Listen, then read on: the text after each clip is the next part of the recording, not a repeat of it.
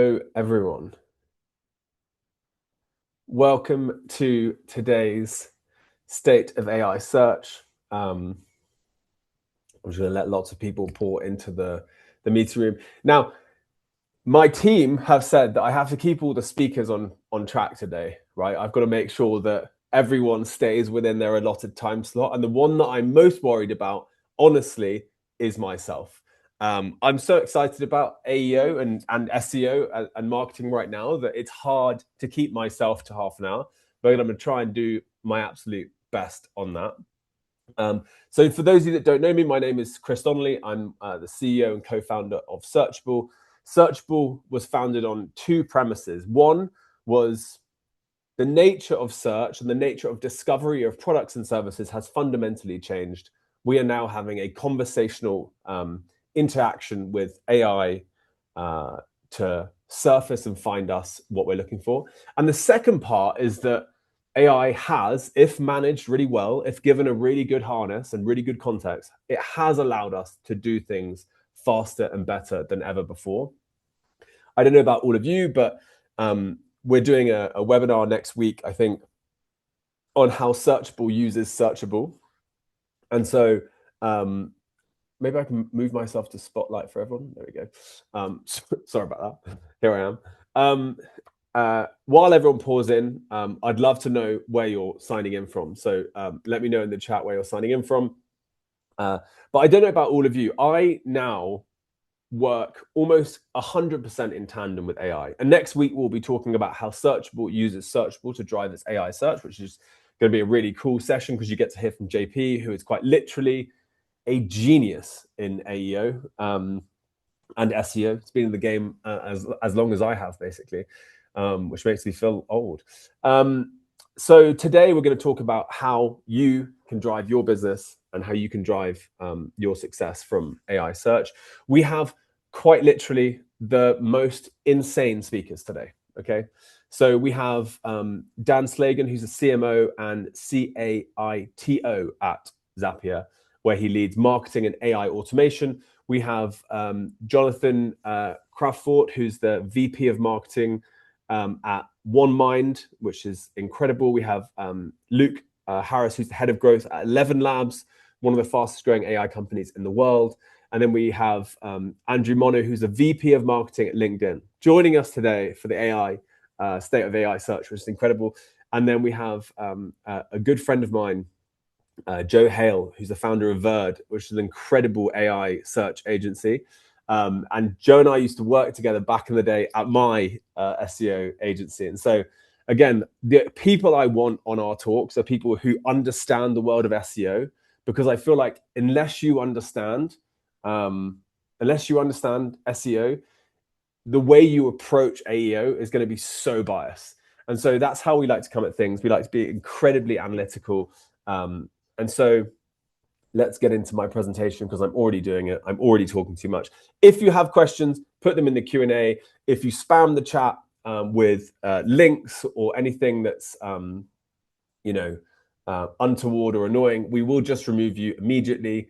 And let's get into it, ladies and gentlemen. So AI search is a new discovery system. So I've been working in SEO and digital marketing for 15 years. I've sat on the board of so many global companies in the CMO position, and I'm totally obsessed with it. And I think if you remember nothing else from today, I want you to think that AI search is not just SEO, right? AI search is a completely different discovery system. It has very different sources as to where answers are created from. And the way that we improve our SEO and AEO is fundamentally different. And if you can learn how to do it, you will drive success to your business. And so what are we covering today? So first, we're talking about why these engines don't behave like one channel. I see a lot of people talking about like AI search strategy, and they're completely sort of oblivious to the fact that optimizing for Claude for a B2B SaaS company and optimizing for ChatGPT for a consumer e-commerce company is a very different thing. And so AI search is not one channel. Google rankings do not guarantee performance in AI search. They are a component part of it, and they matter to an extent, but they do not guarantee AI visibility. And we're going to look into that together. We're going to look at what to do differently in AI search with your business to drive success. And then we're going to look at where to start and what you can actually do next to drive outcomes for your business. So before this call, what we did is we looked at 250 brands, 6.1 million answers, 5 engines tested up until August recently. And we watched how people actually typed questions. We watched how people interacted with their different chat agents. And we looked at the different questions that the AI platforms were searching themselves. And so, there's a great part in Searchable where you can look at the query fan out based on certain prompts. And it's really interesting to look at that, because ultimately, I think the way that people think about prompts and AI search is fundamentally wrong. And it's very instinct-led, which is not necessarily how this game works. So ask the same questions across 4 or 5 different models, and you will get very different answers. You can run this yourself. You can run questions about your own brand, and you can get a very, very different answer. And so if I was to search the question, best CRM implementation services for B2B, in these 4 different models, I'm getting very different answers. And only 2 of the brands appear in all 4 engines. And on this prompt specifically, we've spoken about this before on our webinars, like HubSpot, incredibly strong brand, and Salesforce, incredibly strong brand. And so you could do this for your own sector and see realistically how you are coming up across the different engines. Now, I think it's really important to focus in on the fact that these AI platforms, they rarely agree. So like 14% of questions returned no overlapping brand at all across the 4 engines. So one visibility score looked at on aggregate across multiple models is actually a very misleading score often. It's indicative, it's useful, but if you want to understand how to perform in Claude, you are going to have to look at Claude individually as a tool, look at how it's creating its sources, look at how it's choosing its sources, and then understand how to optimize that specific channel. So each engine is rewarding something quite differently. And I thought I would give an overview, a top line view of this here, which is that, ChatGPT is rewarding, community and review content. Perplexity is looking at the most authoritative sites on the internet. Google AI Overviews is looking at already successful SERP features. And for those of you that don't know what SERP means, search engine results pages. So the looking at the previous Google index. Gemini again is using, because it's a Google product, is again using a huge amount of the Google stack. And then Claude is using its own training memory mirrored against Brave, the search engine. So you can see that things are looking very differently. You can see that what they're prioritizing is very different. So ranking well no longer means being recommended. So 67% of pages that rank top 3 on Google never make it into the answer. So just think about that for a second. For 12 years of my life, pretty much all we did was help companies get into the top 3 results. And so 67% of pages that are ranking in the top 3 never make it into the AI answer. So in 95% of those situations, AI read the site, they just chose a different page or they chose a different source. And so SEO and AI are related, but they are certainly not the same thing. If you understand one, you're most likely to be better at the other. And so those who come from the SEO world who are open to change, as in there's a lot of people in the world who are very negative about AEO, which I've never really understood. I think it's like people don't like change. But if you understand SEO and then you accept the fact that in the modern world of search, the biggest change is the fact that the models are using multiple different sources much beyond your own website. And if you can get your head around that, all that really means is that brand matters more, social matters more, UGC matters more, editorial matters more. It just means that the websites and the sources that the AI are using to create their answers aren't necessarily exclusively your website anymore. Not exclusively. That's never the case. But so I want to look at an example here. So the David and Goliath story. So Nike versus the niche. So let's take Nike, one of the largest foot and sportswear brands ever, doing about 45 billion a year, and they make good trail running shoes, for example. And one of the most common questions runners ask is the best trail shoes for rocky and muddy terrain. So for these prompts, as in that question I just referenced there, for the best trail shoes for rocky and muddy terrain, Nike only shows up about 4% of the time for a business that is doing 50 billion a year in sales. And in fact, their website hasn't been cited once all summer. And so the sources that AI actually leans on are Run Repeat, which is a lab that buys shoes and cuts them in half. And it's cited 70% of the time. Then Outdoor Gear Lab, which is another like foot doctor office in Michigan. So Nike wasn't necessarily outranked here. They just were outsourced. They were outsourced by more relevant source material that answers the question.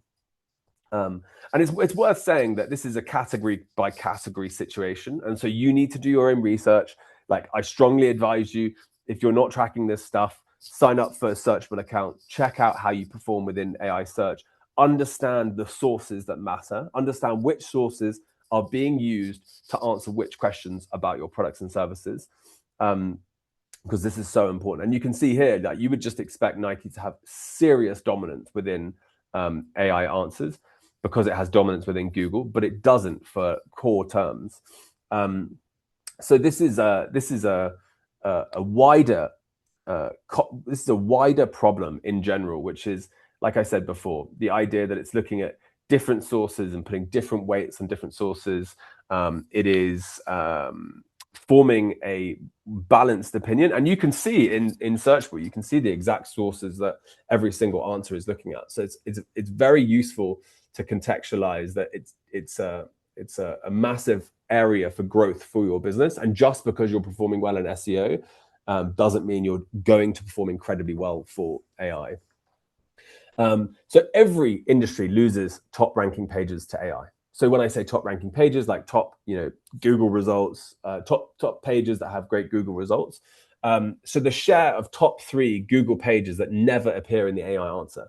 And so, there's literally thousands of people on this call, but you can see across these different sectors, health and beauty, art and entertainment, etc., like how much of the sort of core success of Google is not carrying through to the success of being in the AI answer, which is really important for us to consider.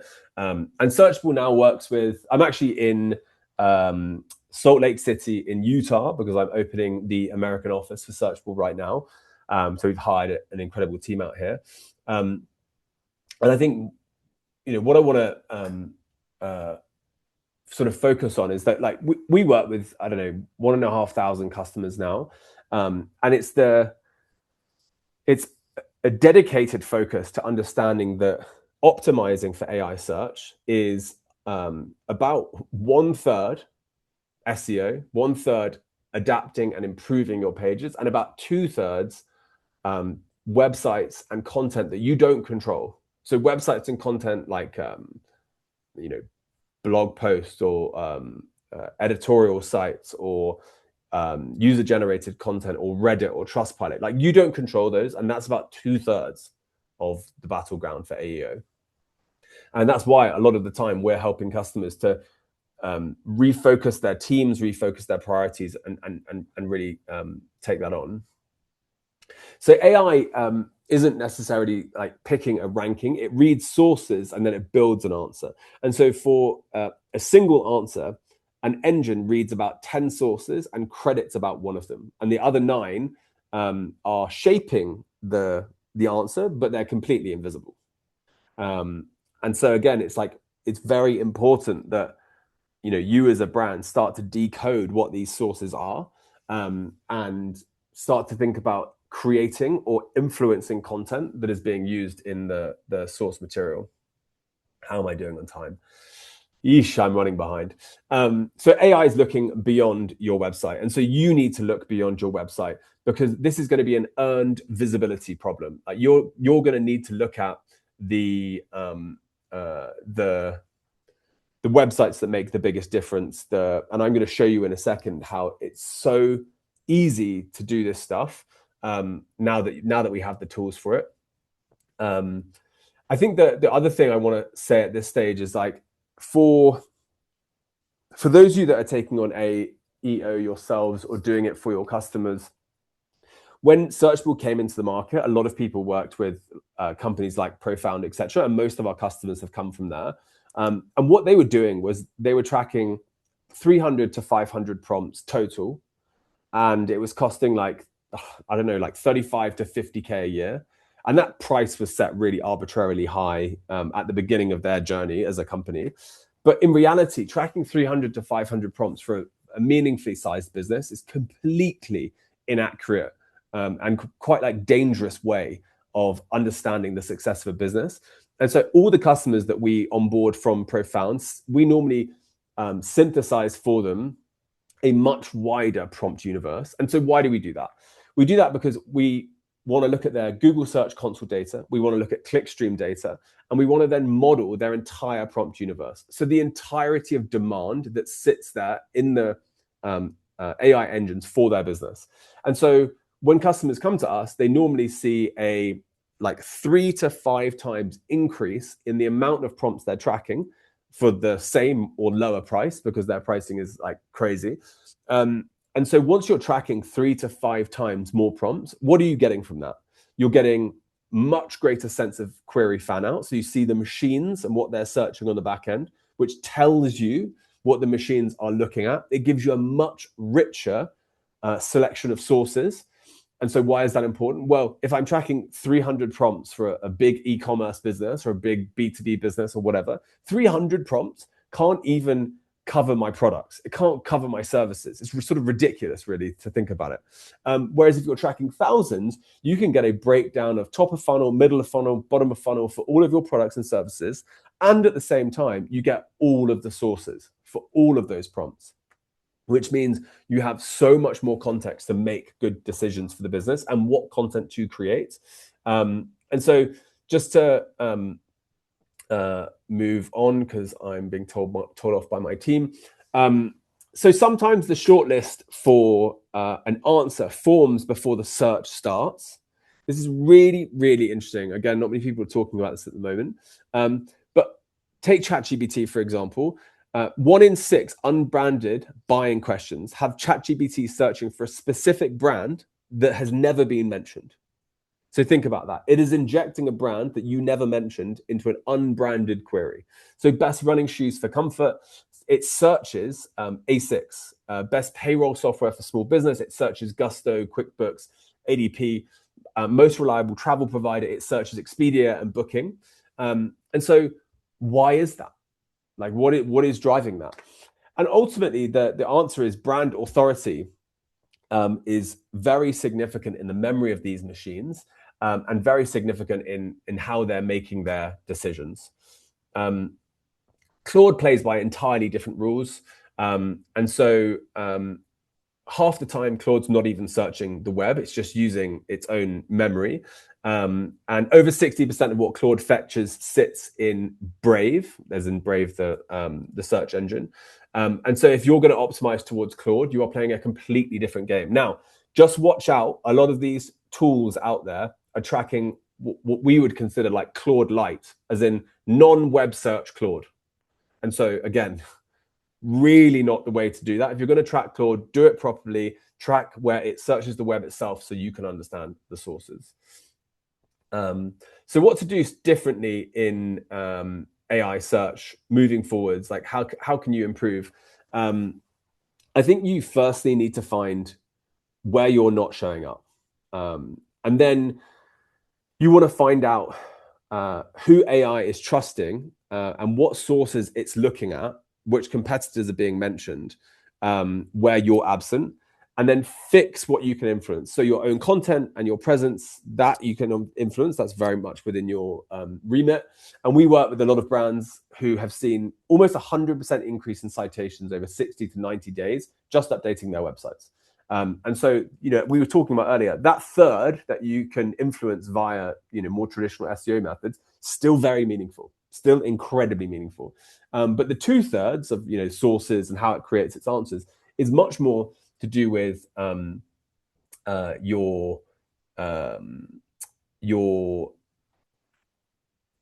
offsite, your social, UGC, editorial, etc. So one thing you can change today is make your content easier to cite.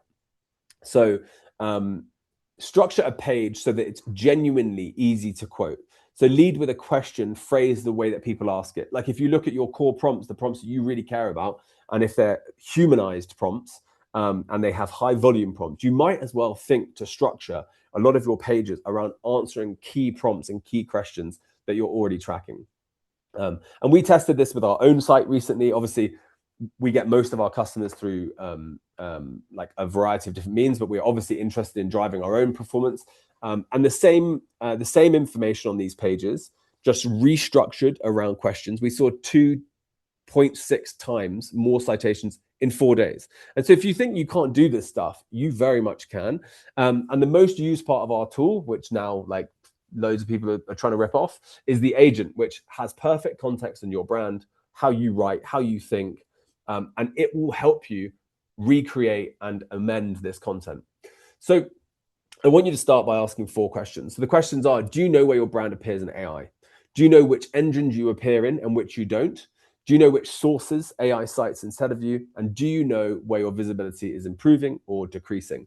One of the things I want to put out to people is a lot of the customers we take over from Profound, they come and they track 5 models. They track like AI overviews, Claude, Copilot, ChatGPT, Gemini, and they only track like a limited amount of prompts. I would say that honestly, you should think long and hard about which models you care about most, which are most relevant to you. So if you're a B2B SaaS company that is looking for customers to find you through Claude, then you have to work on Claude. That is going to be your absolute focus, because 78% of B2B buying vendor decisions are happening there. However, if you're like a B2C consumer business doing e-com or whatever, it's going to be like ChatGPT, Gemini, AI overviews. So don't just track all these models for the sake of these tracking platforms. Like you want to pick the ones that are most relevant to your business and then go deep on answering those.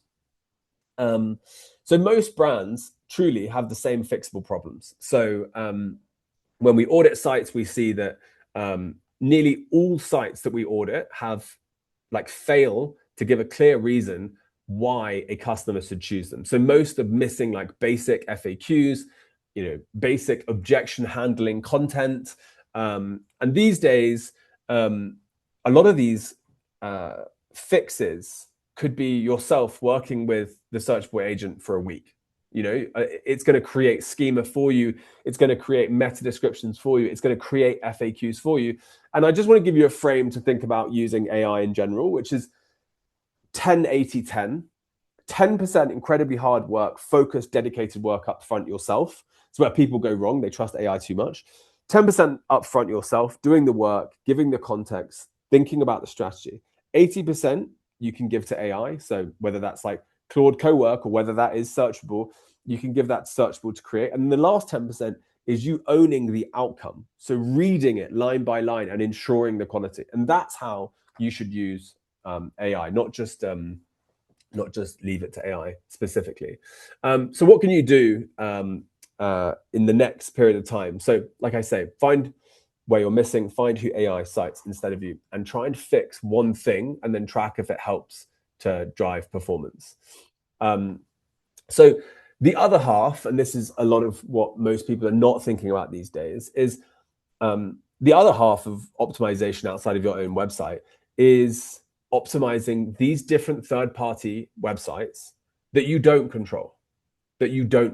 So obviously this isn't just your YouTube account or your Instagram account or whatever.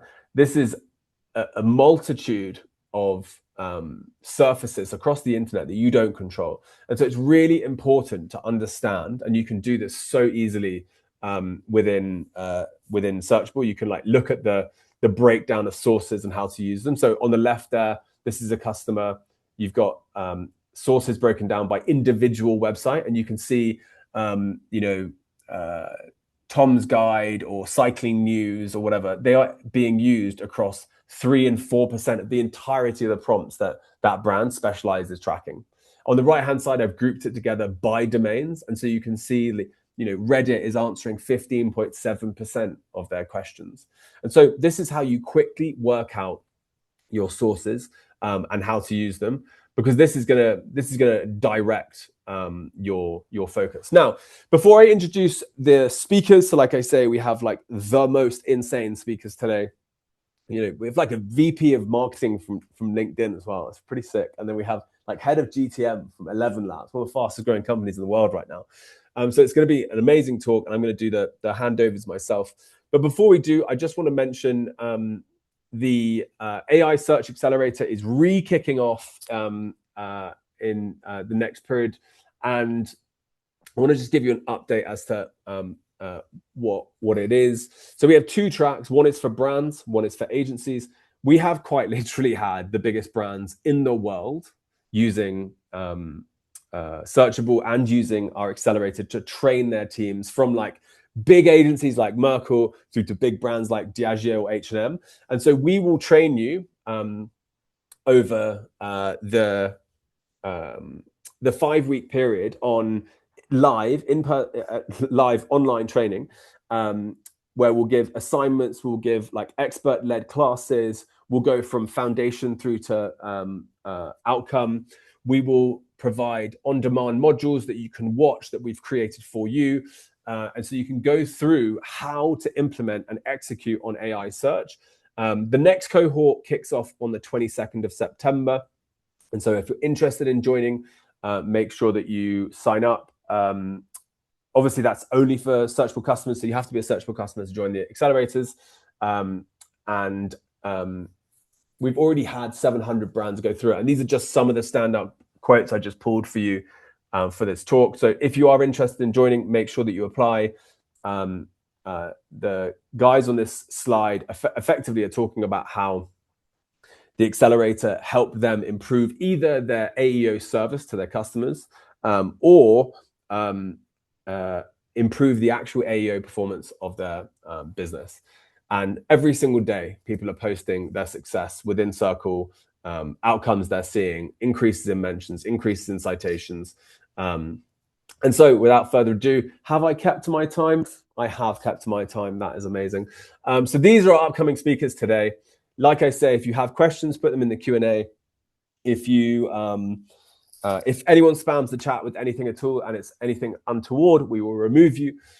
So without further ado, let me just stop sharing here. Without further ado, can I please hand over to Dan, who is going to give us an incredible talk. And I'll let Dan formally introduce himself so he can talk through what he does, because your role has changed a little bit, which is cool. Talk you through what he does and then go into his presentation. So welcome to Dan, and thank you for joining us. Yeah, thanks for being here. Let's get my sharing all set. And thank you for having me. I'm normally based in Boston, but coming to you from the woods of New Hampshire. We're big Searchable fans, so I wanted to make sure that we could be here. I just want to make sure everyone can see my screen all right. Sounds good. Yeah, that's come up. Sounds good. Great. Okay, great. So I want to talk today really about how AI is changing modern marketing teams and the role of AI transformation at Zapier. I've been with Zapier just under a year, the Chief Marketing Officer and Chief AI Transformation Officer. So they're keeping me busy over there. But just to start out, I always try and step back and just think, what are we doing? There is so much going on right now. If you go back to a couple years ago when this AI boom really hit, the marketing world, where are we ultimately trying to get to from AI chat to what the destination might be? And so for us, the way we think about it is, a full-blown AI operating system ultimately is the destination. For us, it's Zapier, and for a lot of the people that and companies that we work with. And sort of wherever you think you are along this journey, it's okay. It's just good to have a map and to understand sort of what the key things to focus on at each stage are as you move from, where we were a couple years ago to a full-blown AI operating system across your organization. And so today I'll briefly touch on sort of how we see AI changing day-to-day work, what AI search means for content and how we think about that, which of our workflows are changing particularly fast, how leaders should prepare for the next wave, and then just some practical lessons from the AI transformation work going on at Zapier. So starting around this notion of search and content, you know, AI search is essentially assembling your brand from pieces across the web. And as you just heard, different LLMs, different models, they all specialize in different things. They pull from different sources. And so what's interesting is that a customer is likely to land on your homepage after already seeing some form of the assembled answers that an LLM chooses to put out about your brand. And you don't necessarily have control over the specific prompts. The level of detail people can prompt now, as we all know, is through the roof. And so the outputs that people see are nothing like we're necessarily used to in the traditional SEO sense. And so that kind of changes the content that you choose to make. You might do more comparative pieces. You might focus more on proprietary data or things like that. But since each model is different, depending on where you're trying to rank for and what, given your target audience, you're going to need to tailor the content around those types of things. And so we see it at Zapier. We have our automation bench where we're able to go in and look at all the different LLMs, and we can see, everything from on the left, which specific model does the best, whether you're working on something related to sales or marketing or ops. We also can see on a cost basis, which one is costing the most or the least. So whatever you're trying to optimize for, wherever you're trying to show up, there's a specific path that you can build towards. And that's what's really critical about thinking about your content plan, your search discovery plan in a very custom way, and not like you've done in the past. You're going to hear me talk a lot throughout this presentation around changing the way you work. If I can drill home one takeaway in this session, it would just be now is the time to change the way that you work more than anything else right now. And so as we really have become an LLM first content organization, we think about it across our team and ops. And first, it's a behavioral change saying that we're committing to geo first content. This sounds small and it sounds obvious, but needing to see certain types of reports and needing to have different types of conversations than we've had in the past, and really building that muscle up and getting it to a point where now this feels normal to us was a really important transformation that we went to. And we still do a lot of writing. We love writing, but we've also thought about this shift from just writing to more creator based, because if you have LLMs pulling from so many different sources across the web, you want to make sure that you're being found in all those different areas. And so we have more efforts going on outside of just our website, and that really speaks about where to invest in this shift from on-site to off-site. This is something that every brand out there is going to have to make their own decision on, and it's a really hard one, because if you spend too much of your time building off-site and then an algorithm change happens, you lose. Right? It's like you've rented space and all of a sudden they jacked up the rent, and now you're in trouble. And so we've had to really think about what sources do we trust? Where do we want to spend our time outside of our own assets like our website and such? But that's become a really critical conversation. And for us, ultimately, there is so much noise out there now that cutting volume, I think, for us has been a good thing to really understand where we have the right to win and where we want to win, and really tightening our focus, both offsite but also onsite, quite a bit. We always look at our content and we say, where could our competitors copy us? And it's pretty interesting. That automation benchmarks report I showed you is just one good example where we see competition able to copy us in the headline of anything or in the sub headline of anything. But where Zapier wins is when we can really, really go deep and we have the audience to go deep, we're going to win almost every single time. And so we know that, and we feel pretty good about that. And that informs how we think about the content that we actually go create and where. And we think about driving change at the organization as well. Again, different way of work. But as we're building out these new content engines, you have to redefine success. And so we had gotten really, really good, just like a lot of people on this call, at optimizing our content, probably down to revenue at this point because we spent so much time doing it. And now we've sort of had to hit the reset button a little bit and say, all right, let's first make sure that we're showing up where we need to show up. And let's first make sure that we're getting traffic. And let's first make sure we're getting engagement. And yes, we're going to get down to the point of being able to know, okay, if we do this, we expect to see this many leads, we'll create this much pipeline, this much revenue. But we've also had to admit to ourselves that going back to some of the higher level metrics for now is actually a good thing because we need to be able to start seeing the funnel from the top down. And it's something that's been kind of recreated. How that's changing our day-to-day marketing, it's quite a bit. One thing I'll say is that we have about an 80-person marketing team at Zapier. AI changes each person's role differently, and it changes each team within the marketing organization differently. And so the way that I'm asking the demand gen team to adopt is different than the way I'm expecting or thinking about the brand team or the product marketing team. And so it can be very easy to do this top down. We need to make a change. You all need to use AI more. We need to get more agentic. But when you really dig in with each individual team and each individual person, that's where it gets a little bit trickier. And so I'll talk later in the presentation about how we've done that. But really just admitting that this is different to each person and each team. And in some teams, you're going to have to push more or less or focus on this or that. That has actually been really, really good. I'm also seeing it's people spending less time around manual translation, just meaning we've had to just nail getting our source of truth, building what I'll talk about later, but it's this AI brain where we just feel good about the truth and the sources that's influencing and informing everyone on the marketing team about making decisions. And now it becomes much more about your judgment and your taste and what is actually being shipped out and making sure that we have a unified truth and point of view for what our customers and prospects are actually seeing out in the market. And so that's been one big shift across the team. There's also this concept that someone on my team, name is Joe, he runs our agentic AI marketing, came up with this concept of lossless marketing, which I love. For anyone out there that remembers VHS tapes, if you made a copy of it and then another copy and another copy, eventually it would just go to fuzz. And we see that a lot in marketing.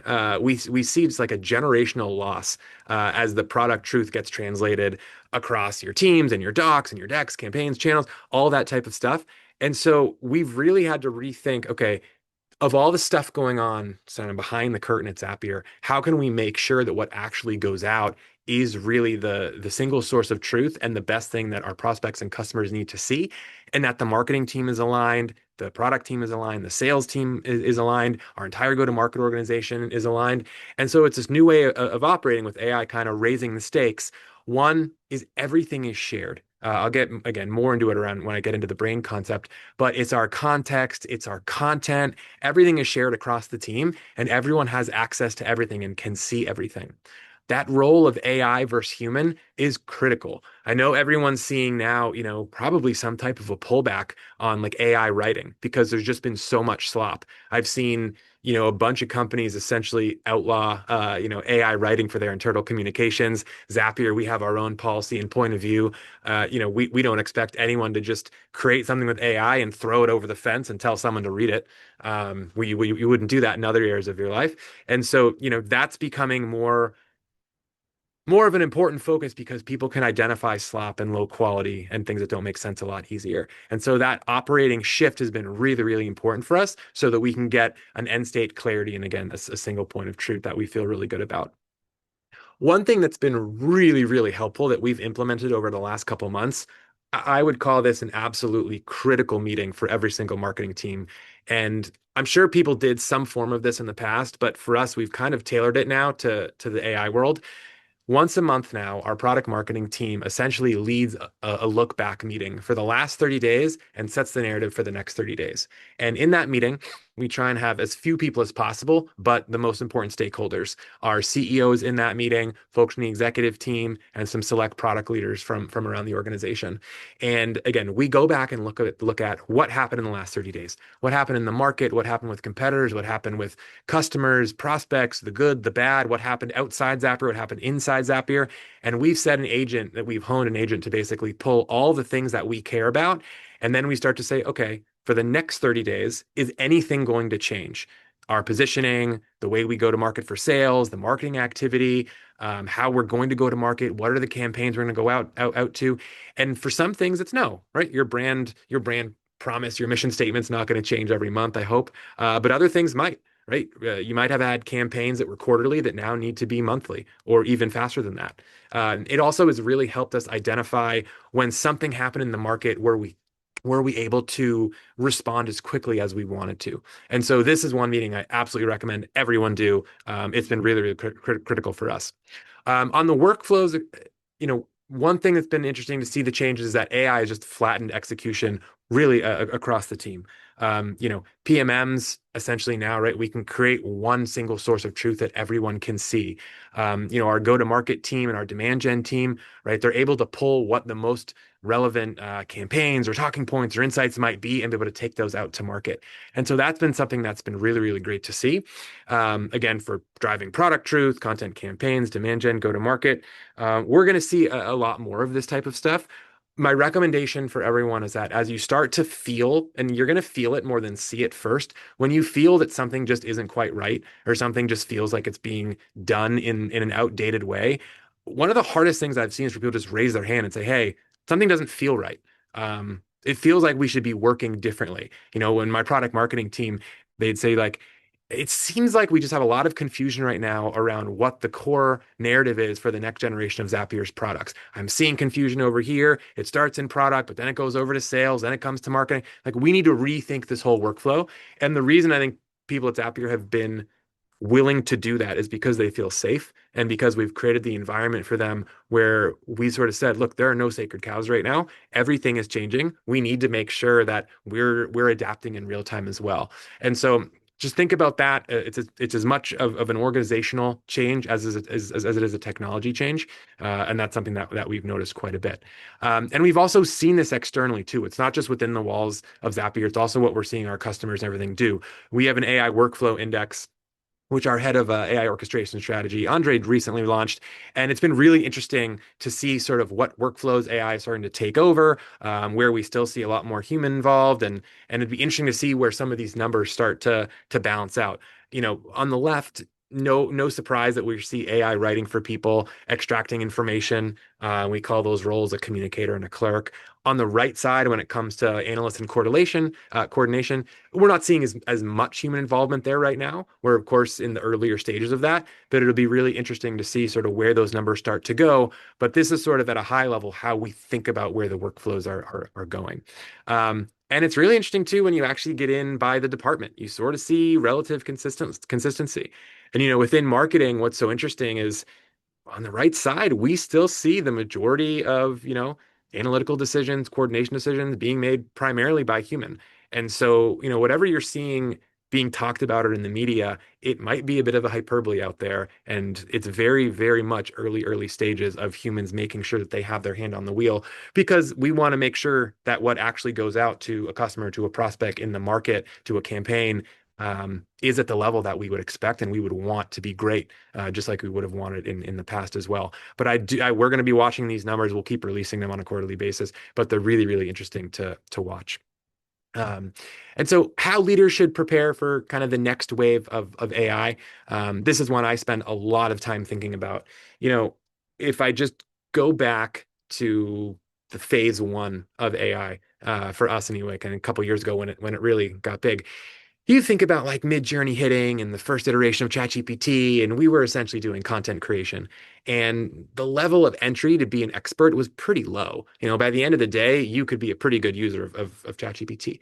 Then we sort of went into this phase two, and you had a couple companies popping up. You had Claude coming around. You had deep research. We started thinking about how can we influence roles and functions. Entry level there, medium, I would say. It might have taken you a week or two to get get the handle of things, but not impossible for someone that was really trying to push the limits. Phase three, which we're in now, is this notion of like agentic systems, automating everything. And to me, this is a lot harder for people. I'm seeing the level of entry being much higher. I look at some of these coding tools, Cursor, Claude Code, Codex, and as we started to see, I'd say in Q4 of last year, non-devs starting to use these tools, we called the code red at Zapier. And I would, if you haven't done this, I would strongly suggest that you call a code red as well, where we sort of said something just doesn't feel right. It feels like the market could pass us by if we don't change the way that we think about those tools. And so what we did at Zapier was we did a build-a-thon on the marketing team. And what I did was I told everyone on the team, look, you have 3 weeks to go learn any of these new coding tools out there. I don't care if it's Codex, I don't care if it's Claude Code, whatever, Cursor, doesn't matter. But you need to go out and learn it. I gave the team access to 5 coaches that were already experts. And I said, you guys can meet with these people as much as you want. I will never know who met with who, for how long, what was talked about. I don't care. The only thing I ask is that in 3 weeks, everyone shows up to this build-a-thon ready to go. And so for the most part, everyone did. And they showed up to the build-a-thon, and the ask was to create something related to your role, something related to your department that you think would have impact. And the first few days were a little bit worrying because I gave people about 2 days to, or sorry, 2 weeks to actually build. And, we're tracking our token cost and not seeing the spike in usage that you would have hoped. But like any great marketing team, of course, all the work happens the night before, which is fine. And so what we ended up doing is at the end of the day, we had about 50 plus builds that came in from 9 different themes. It was really, really great to see. People built reporting dashboards all the way to what I would call a full-blown software product that if they wanted to quit Zapier and go start a company around, they certainly could have. But it was really, really great to actually see the amount of creativity, the amount of depth. And the biggest thing was just this mental shift from I'm really scared to now, hey, I really understand the start of this and where it's going. And I'm on a journey that I'm actually excited about. And so people had fun. We went deep. Things got a little bit weird. On the left, someone's presentation of what they built. They showcased it in a video game that they built. On the right, it's like a green room with a gray hallway. Someone actually built a digital twin for themselves, and they were trying to think about what the twin actually sees when it's trying to think. So as I said, some things got weird, but it was great because we gave people the comfort and the freedom to actually build what they were excited about. And so, as I mentioned, some people build just dashboards, but we had some people build complete software products. For instance, we host an annual conference called Zap Connect, which is happening later this year, but 70 plus speakers. The system that we're going to be using to manage the entire event for our speakers is now going to be something that we built. One person on the team built over the course of about 2 weeks and then probably honed it and perfected it after another 2 weeks. But that's the extent of the things that we're building. So that was really, really cool to see. I'll say, celebrating all achievements was really important, right? You got to remind people why we're marketers, why we're here, have fun, be creative. AI is such a constant source of fear and anxiety for everyone. We even had as much fun. We tried to give superlatives to every single presentation that came in. We made a joke that one person presentation actually was better at 2.5 than normal. I will say, as far as, leaders digging in and showing by example, absolutely critical. I did my own build. I also watched every single presentation and gave handwritten feedback to every single build. And ultimately, what came out of this was 3 different tiers of people. Tier 1, tier 2, tier 3. Tier 1, kind of the earliest builders, probably building some type of interactive, software, and the tier 3 is, interactive dashboard. And then tier 3 is building like full-blown, products. Now I actually have, though, 3 groups that I can really focus on. And that's critical because as we think about what's next within these tiered groups, I can now go to each group and say, okay, I have a couple business challenges that I really need you to focus on. And the focus is on impact, not just effort, because you need to actually be solving something that's ROI critical for the company. And so then within each of those tiers, I can have a plan for each team manager, and that allows them to really tailor what an AI journey looks like for everyone. Outside of that, it's just more sharing. We've continued to do the build-a-thons. They've been really, really cool for people to see. As I said, I'll keep saying it, the next wave is all about changing the way you work. when I started that red alert, what I actually did was I brought an external speaker in to talk to the Zapier marketing team. And it was someone that was really, really ahead of the curve on agentic. And they showed the team how they thought about marketing, where it was going, how they were building. It was extremely technical. It was extremely overwhelming. At the end of that session, I sort of asked the marketing team, how many of you guys are feeling overwhelmed? And every single person, for the most part, raised their hand. And my comment to them was, this morning you all woke up and you didn't even know that this person existed. Our odds are you're going to be interviewing against this person in the future for a job at Zapier or a job that you want outside of Zapier. You need to know that this is where things could be going, and you need to make sure that you at least have the skills to do this. And each person is going to decide where AI goes too far and where it doesn't go. And it's going to be this constant balance of technology and taste, which I think is great for people. And again, kind of leveling that playing field of opportunity and success. But after we kind of did that shock and awe moment for the team, we immediately shifted to comfort and support. And hey, I have the coaches here. You guys are going to learn these tools. We're going to do it together. We're going to share. And now the team is in such an exciting place. So just again, remember that these are real people. Everyone has anxiety around building this stuff, and we're all learning together in this journey. The other thing that we've done that's been really, really important for us and the way we've worked is to build this infinity brain.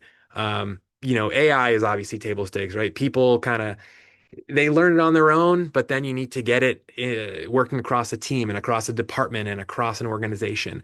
And the failure mode is that AI is giving people these positive feedback remarks, essentially like saying, great job, this is right, what else can I do for you? And so when everyone's doing that individually, they're essentially getting coached by like a genie type AI that's just pointing them in thousands of different directions to scale. Yep, that sounds great. Go do more of that. Yep, that's a good idea. Go do more of that. But if it's not connected to your organization and you don't have sort of a shared knowledge and shared understanding around how you want people to be coached, then you're going to end up with a complete mess. And so that brain is really layer one of what we call AI transformation and how we think about AI transformation at Zapier.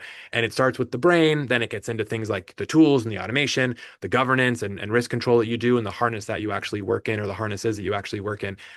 But what actually lives inside of that brain, that's where it gets really, really important. And so for our team, right, we have the company layer.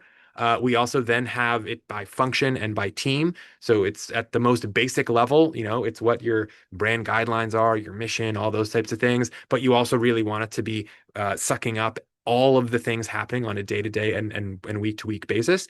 And then, as I mentioned, we have this notion of coaching with closed loops for people. So, every week we almost have like a weekly staff meeting that an agent's going to come in and start to inform people on what's working, what's not, what follow-ups we need to do. And we do that both the company level and the department level. So getting really critical about what's in the brain and then how that's being used to actually coach is something that I recommend because it's been really, really helpful.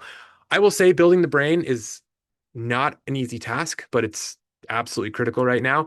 And it's only as useful as what it can see. And that's been something that's really interesting. If you have a company that's working in private, the brain doesn't actually have access to those things. And so we've had to really transform the way that we work. We're primarily working in Slack. We're just under 1,000 people, fully remote. And so Slack is our primary form of communication. And so if all of our conversations are happening in private or direct messages, the brain can't necessarily see that. And so, at the exec level, we start by trying to work as transparently and as possible. And you can see each month, our CEO posts the percentage of Slacks that were done privately versus in channels. And, when I joined the company, I was about 50% in public versus private. And now over on the right, you can see last month, I went from 51% to 98% public. That's been such a shift in the way that I've had to think about working. I told the team, hey, I'm changing the way I work. We need to get deliberate about how we communicate. I put in a daily tracker to make sure I know what percentage of my Slacks are public versus private. I would push people to public groups as much as possible, have more uncomfortable conversations where I might have had that in a DM, but now I'm doing in groups, and ultimately drive to something where I felt like it was sustainable. I try and aim for around 90% public communications. Last thing Dan, that I'll talk about. Dan, I Yeah. was just going to say we've got a couple of minutes left before the handover, just as a warning. Yeah, no worries. I'll be on 2 minutes.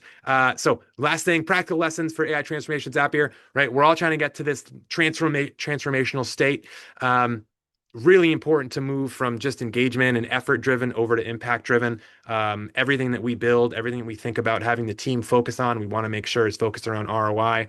Um, we've gone from sort of V1 to V2 on AI fluency. So for us, we have an updated minimum bar for new hires, right? We always like to think people that, got hired 6 months ago might not get hired now because of how the bar gets raised.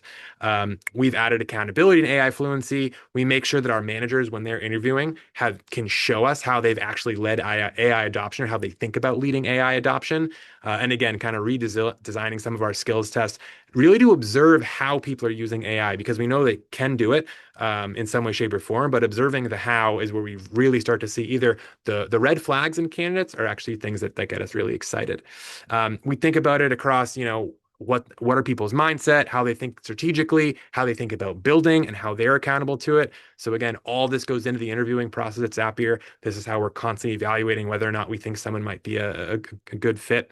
And we've actually have a full-blown AI rubric that we have at the company level, and then we also have the department level. So this is on the marketing side.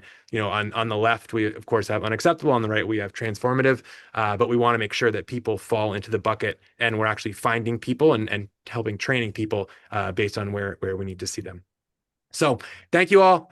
Really appreciate it. If you have any questions for me, you can find me at Zapier or LinkedIn. And again, if you take one thing away from this presentation, the time to change the way you work is absolutely now. So Chris, appreciate y'all having me. Thank you so much, man. That was epic. And I feel like I saw a note in the chat where someone said like how relevant is this to marketing and AEO.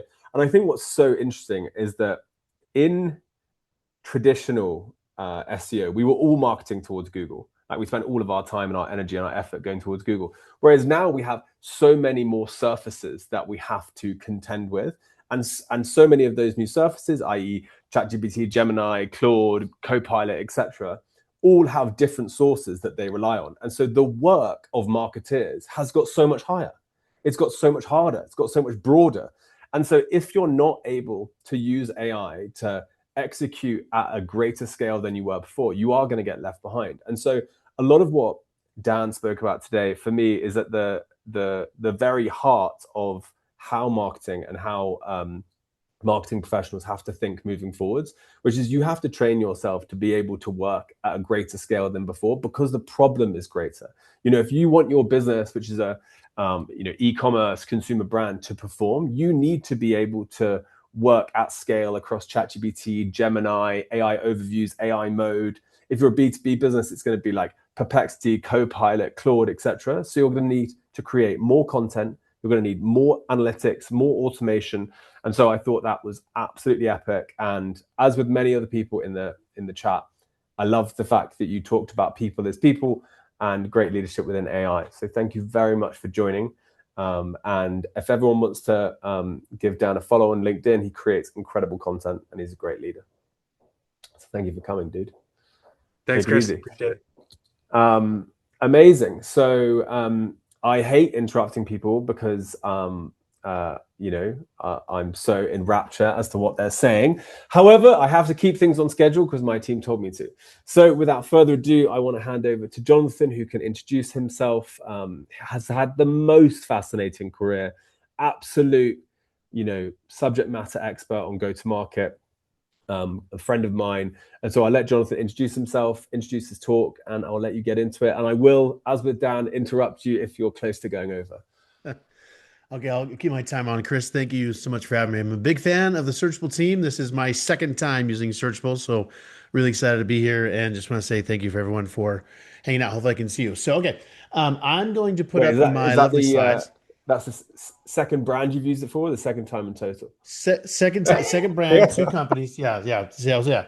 Long story short, I was at, which I'll talk about in a second. I was at a company called Momentum. We were acquired by Salesforce, and so I was using Searchable a ton there. And then obviously the acquisition happened, and then went on to OneBind, which I was like, I got to use Searchable again. So one of the first tools I bought was Searchable when I got to OneBind, so we can start tracking stuff. So it was really cool. All right, so you see my screen okay? Everyone's wonderful, hopefully happy. There we go.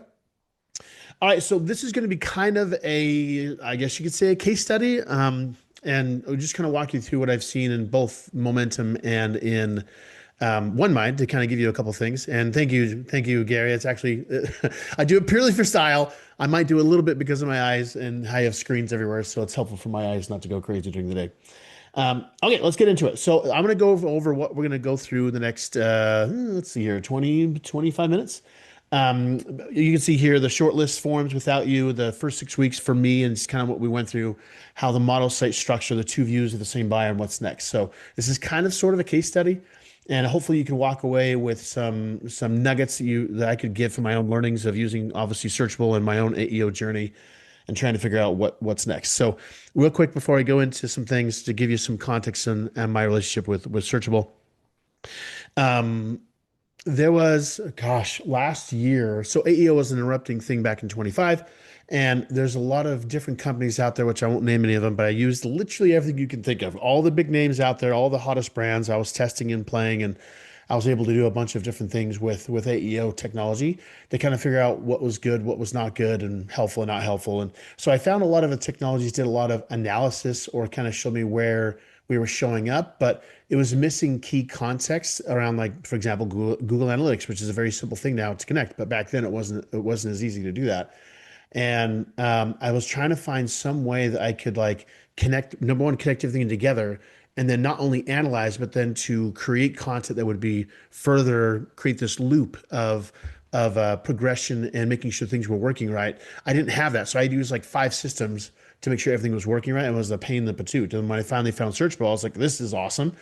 And it helped me dramatically in my team going from using 5 different tools to just one, which I'll give you an example here in a second. But that's kind of my context is I started using Searchable back in middle 2025. And so I've been a customer now for a year and a few months, and it's been awesome. So a couple things about me, just so you know, my name is Jonathan Kvarfordt. Oh, look at these. I'm going to see all these things. This is really cool. Jonathan Wins cool. Okay, make sure I don't miss your comments.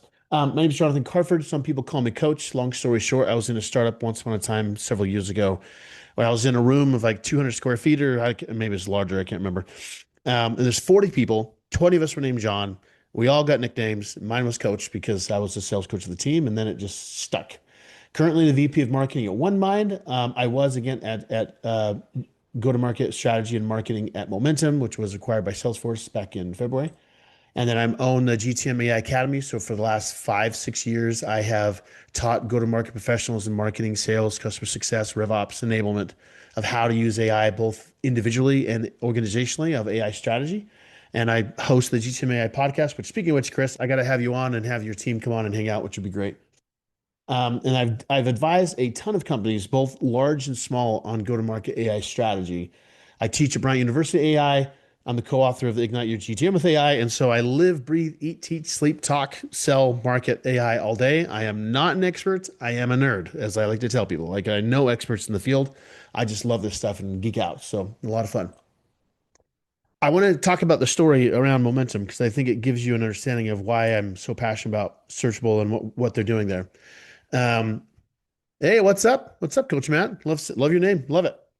Okay, so at Momentum, I did a split test. Back before I had the technology where I could do everything in one place, I used several different places or several different technologies in order to see how I could optimize content. And again, it was kind of an erupting field then where we're figuring out like what content, what format, how to position things. Like it was a lot of different content. And actually, Amelia, who is one of the Searchable team, before she joined it, I used a lot of her inspirational content to kind of help me with AEO, which was a lot of fun.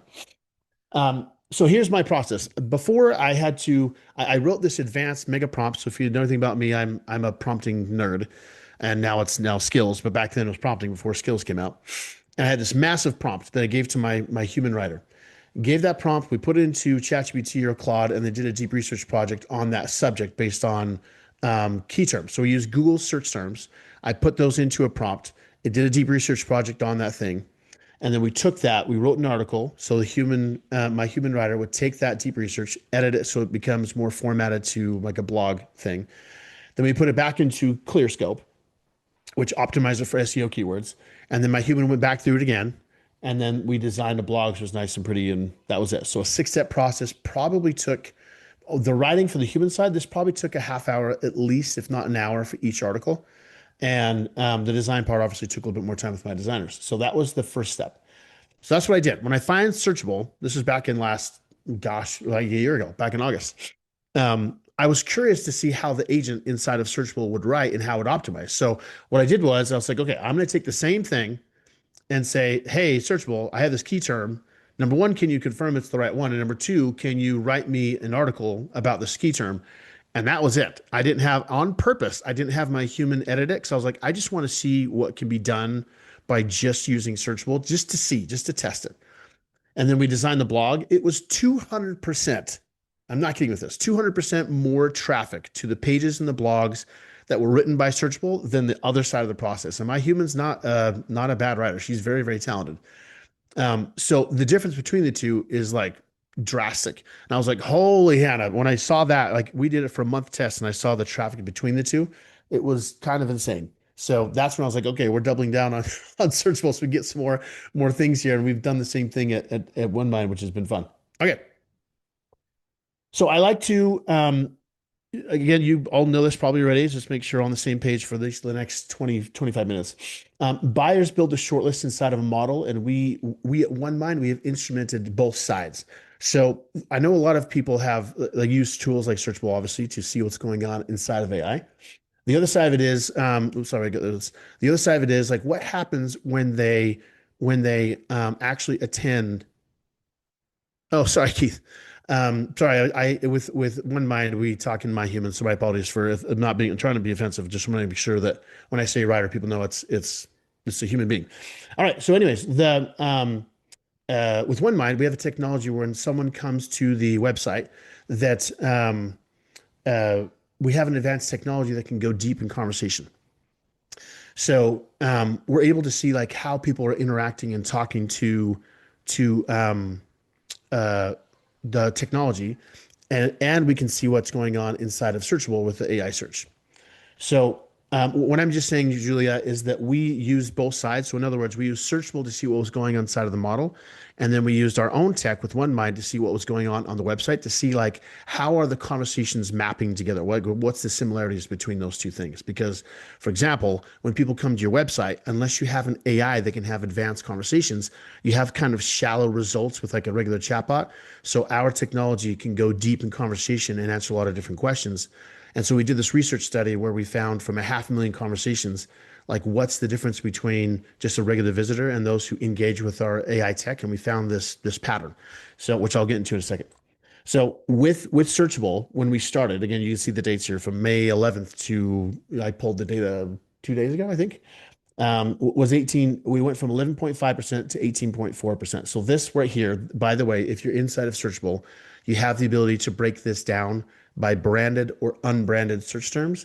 This metric is for both unbranded and branded. So our branded is obviously way higher. It's like in the 85%, and unbranded is lower. But between the two, you can see like this scaling up, which is interesting. And we, just so you know, to give some context, we did a total redesign and re-indexing of the website in the middle of June. So in the middle of this, we had a re-indexing of the website, which you can see like the shift as we about here, it dipped down a little bit and it's come back up as a result, which was a lot of fun. So you can see like how we're performing, and I may show the back end of Searchable so you can see a couple different things as far as our own stats, but very interesting to see how this has been shifting and changing. And I've also seen an uptick in referral traffic from AI searches to our website based on, obviously tracking. So I did this thing where, I don't know if you know how to do this, but inside of Searchable, you're able to take your website, put it into Searchable, and it does like this analysis of your web pages and how healthy or not each page is. So with us, we looked at 100 top pages and we found things like this, like there's no canonical tag on 100 of the pages that we analyzed. On 59, there's no article schema. And then 97 of 100, there's no breadcrumb schema. So the cool thing about Searchable, and again, I'm not trying to be positioning Searchable, this is why I'm geeking out, is that not only can it analyze that these are issues that I need to fix, but it can also give me the schema or the code so that we use Webflow and I'm not a Webflow developer. I can give coding from Searchable and then give it to my Webflow developer and say, hey, on these, let's start with the first 10 pages. On these first 10 pages, it has no canonical tag. Can you fix it? Can you put this in there? So then it becomes a very easy copy paste thing for the Webflow developer. And it makes it much easier on her because otherwise she's trying to describe to me things that I don't understand because I'm not a Webflow developer. And then I'm trying to describe to her the problems, and it just becomes this challenge. And I'm really looking forward to when I have a little bit more advanced, which Chris, I don't know if it's already live, so please forgive me. I don't know if they have this already, but there'll become a day where Searchable is connected into Webflow so that this becomes, I don't have to go through a developer. I can just start doing things inside of Searchable, which would be really, really cool. All right, so here's a couple things. There it is, Chris. I knew it was coming. So the average AEO score by page type. So we looked at like service pages. We looked at generic pages, kind of like the blogs or search terms. And I know, man, I do too. And then we had the blog, so we could see a score. And the homepage right now is 85. So I look at this kind of stuff all the time to try and figure out, okay, what is it that I need to do to optimize this? Because I'm not a Webflow developer. I have a lot of questions as a marketing leader. I'm trying to figure out, okay, how do I get this so that the website can perform better than it is now? And I can go deep with Searchable with the agent and be like, hey, tell me what's going on with the homepage and how do I make this better? And what's the coding and all this other stuff, which is just like so helpful for me. Here you can see like citation volume. So like we started back in May 11th, we're down here with, I don't know, it's 100 and something like that. And I can see like where, these are, by the way, sources of where we get cited the most. So we have LinkedIn, we have Reddit, we have Salesforce, we have YouTube, which I'll show you a graph of that in a second.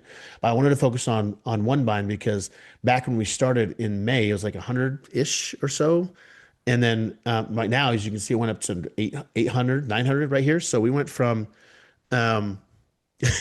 Arjun, I'm with you on that one. You know, if I only have budget for so many things, so there you go. Anyways, we're at 100 to 900 within a few months. So like the change in how well our website is optimized. And by the way, you can see here the change in how we designed it was right here. Just got it to skyrocket, which is awesome. And then here it shows you the types. So like what type of content is being used the most. And thought leadership, like it's not like specifically here, but I would say like the topic guides, I do a lot of thought leadership kind of woven throughout all of these, but it's just interesting how thought leadership was not one of the main categories. So you can see here, like I don't mind the dip because this is obviously from the data, but this is so helpful for me to see, okay, is like growing like crazy here, which is great. And then I can see OneBind going from here up to here. So our website's performing better and better. And then you see all these other sources. So like you have Salesforce, like some of the blogs in Salesforce. We have LinkedIn. We do a lot of LinkedIn activity from our own team posting and influencer posting, et cetera, et cetera. And then Reddit. So it helps me know, okay, Reddit here, you can see is like actually going down, which is interesting. You have LinkedIn that's going up. You have OneMind going up. YouTube's all over, but doing good traffic. And then when I go to each source, I can look at, okay, what is happening inside of each category. So I can say, oh, YouTube video. And if I click on this inside of Searchable, it'll show me the specific YouTube videos that are being cited. So I can see how I can either optimize for it, how I can mimic it, how I can have someone like, go to there's several people who do like tech reviews on YouTube. So I can send it to them and say like, hey, I'm going to submit this, tear apart my tech, give me a review and kind of see what's going on. Chris, I'm not a bot. I'm here for you.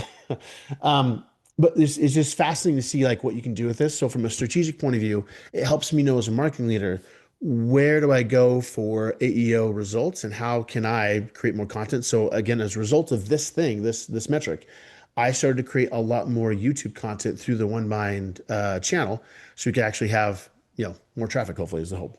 So okay. So I want to point out some things we found from research. So kind of going back to OneMind for a second, we looked at 500,000 conversations of anonymized, aggregated data between humans having conversations with AI. And what I found interesting is that in marketing, they talk about how classically 5% of people in your market are in market to buy. The other 95% are not because they're not, in the process of buying whatever. So what we found as we looked at the human to AI conversations is it's a little bit different in the metrics. So it's more like 73% of people who are engaged and 27% of people, based on the conversations we analyzed on our website and other people's websites who opted into the study, are engaged or showing buying signals. So instead of being 5%, it's 27%. I bring that up because Forrester put out a report saying how 94% of people use AI search inside of their B2B buying motion. And so that means that a lot more people are coming to your website when they actually do come to your website, looking for different answers, going deeper. So it just helps me as a marketer to think about, okay, I need to think about AEO content that's not just awareness focused, but also like more advanced research focused or more advanced content so that people who are in different parts of the buying process can be optimized. And I'm not just focused on the awareness people, which there's nothing wrong with that. I'm also focused on the people who need more depth. So I was able to use Searchable to say, okay, look at the conversations I'm having inside of my own One My Technology on our website. Here's the patterns based on our analysis.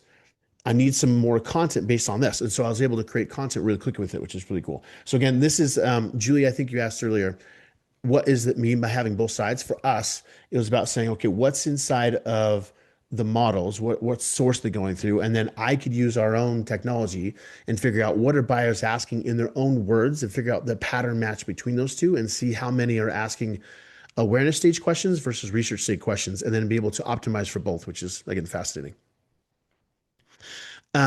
Okay, so I'm going to give you an example. Andrew from ZoomInfo, he's the CEO of GTM over at ZoomInfo, uses OneMind. And what's interesting, I want to make sure I give you some takeaways, is that they obviously use OneMind, and based on the AI human conversations, they moved, I'm not going to say how many figures, a lot of money from their AEO SEO search results based on the conversations they had with AI and humans to then move that budget to where it needed to be because they had data that was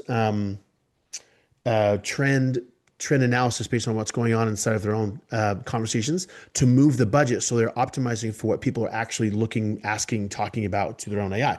So one of my takeaways would be is if you have a website and if you're optimizing for AI search using Searchable, my question would be is that you have to think about what is the journey of someone when they go from AI search to your website, how are you optimizing for that experience? And once you do optimize for it, usually I'd love to use OneMind, but whatever technology you use, take the patterns of conversations you have from your own website and start looking at and saying, okay, what's the pattern analysis besides someone asking about pricing or the basics? What's outside of that that you can use to then optimize inside of AEO and SEO so you can have better results? So for them, one of the things they had a big difference was moving the budget and seeing massive results as a result of moving the budget, which is interesting. So again, kind of give you an idea. Like again, I'm going to use some things to help you with some things, hopefully. In AI search query, there's a study I have to find where this came from. Average search query is like 5.48 words, and you can use your own searchable data to kind of figure this out. We found with this, what our product is called OneMind Superhuman, and the average term is around 6 to 10 words, and 23% direct questions. So there's this correlation, this match between how people are prompting and then how they talk to AI on your website. In fact, I have this crazy study about the similarities between the two. But you can take those two things. If you look at both sides saying, okay, what's searchable? What's happening on my website? How do I match those things? Then you're able to see, okay, how do buyers talk? What are the words they're using? What's the phrases they're using? What's the competitors they're asking about? What's the pricing things they have? Like all the basics. There's patterns in there that you can use to further optimize for obviously search. And so what we did is that we looked at obviously how buyers are talking. We looked at the prompts of what was performing inside of Searchable. I tuned both of them to make sure obviously the AI has answers to what people are asking about and the AI search is being optimized. And I can win on both sides. So for us, we've seen a lot of uptick in traffic as a result of actually listening to what people are saying to AI and then using it inside of AEO. So here, I'm going to show you a quick thing right here, which is right there it is. So we found instead of Searchable in 90 days, we went from, as you can see here, from 3,000-ish to way up tier to in July. It's come down a bit because obviously we're in August and so I don't have the data. But we went up to 14,000. So we look at the difference between 3 and 14. We scaled like crazy. We had this big bump. And then same with citations, we had this spike as well. And partly because we had some YouTube stuff go live in July and some other things. But it's interesting to see these patterns. And then inside of Searchable, again, to tout you guys, which I love, each one of these mentions or citations, I can dig into and figure out, okay, where did this come from? What's the conversations going on in that blog, in that YouTube video, in whatever that is?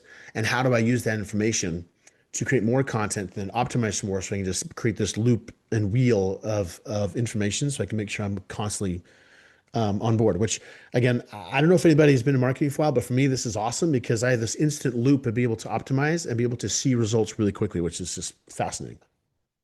So here's kind of like our mode is like, okay, what's the attribution? What's the gaps in our mentions? How do I do a model side by side so I can switch between how I perform in Copilot versus ChatGPT versus Perplexity?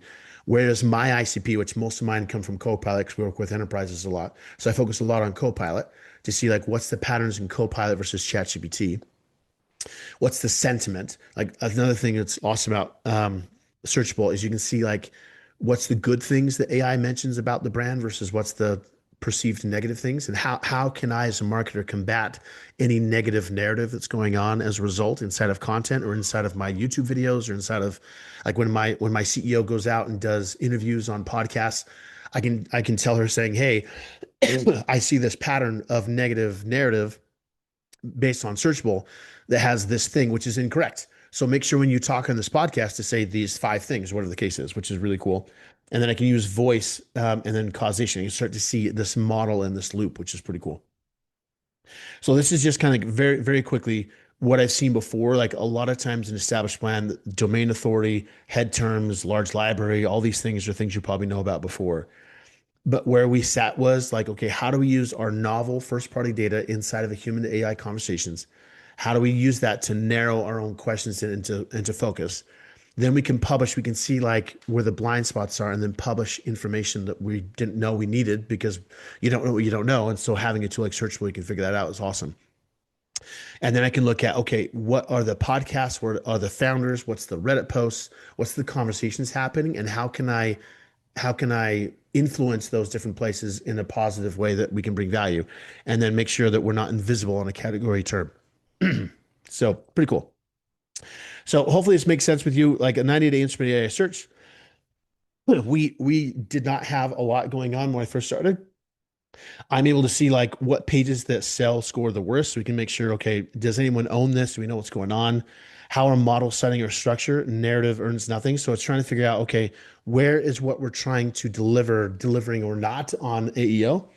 And then lastly, the conversation logs from your AI to human conversations on your website are like golden data sets that you should be using to optimize, which we have like crazy. So it helps you remove guesswork from AEO and obviously using Searchable to see what people are searching for, which is insanely helpful.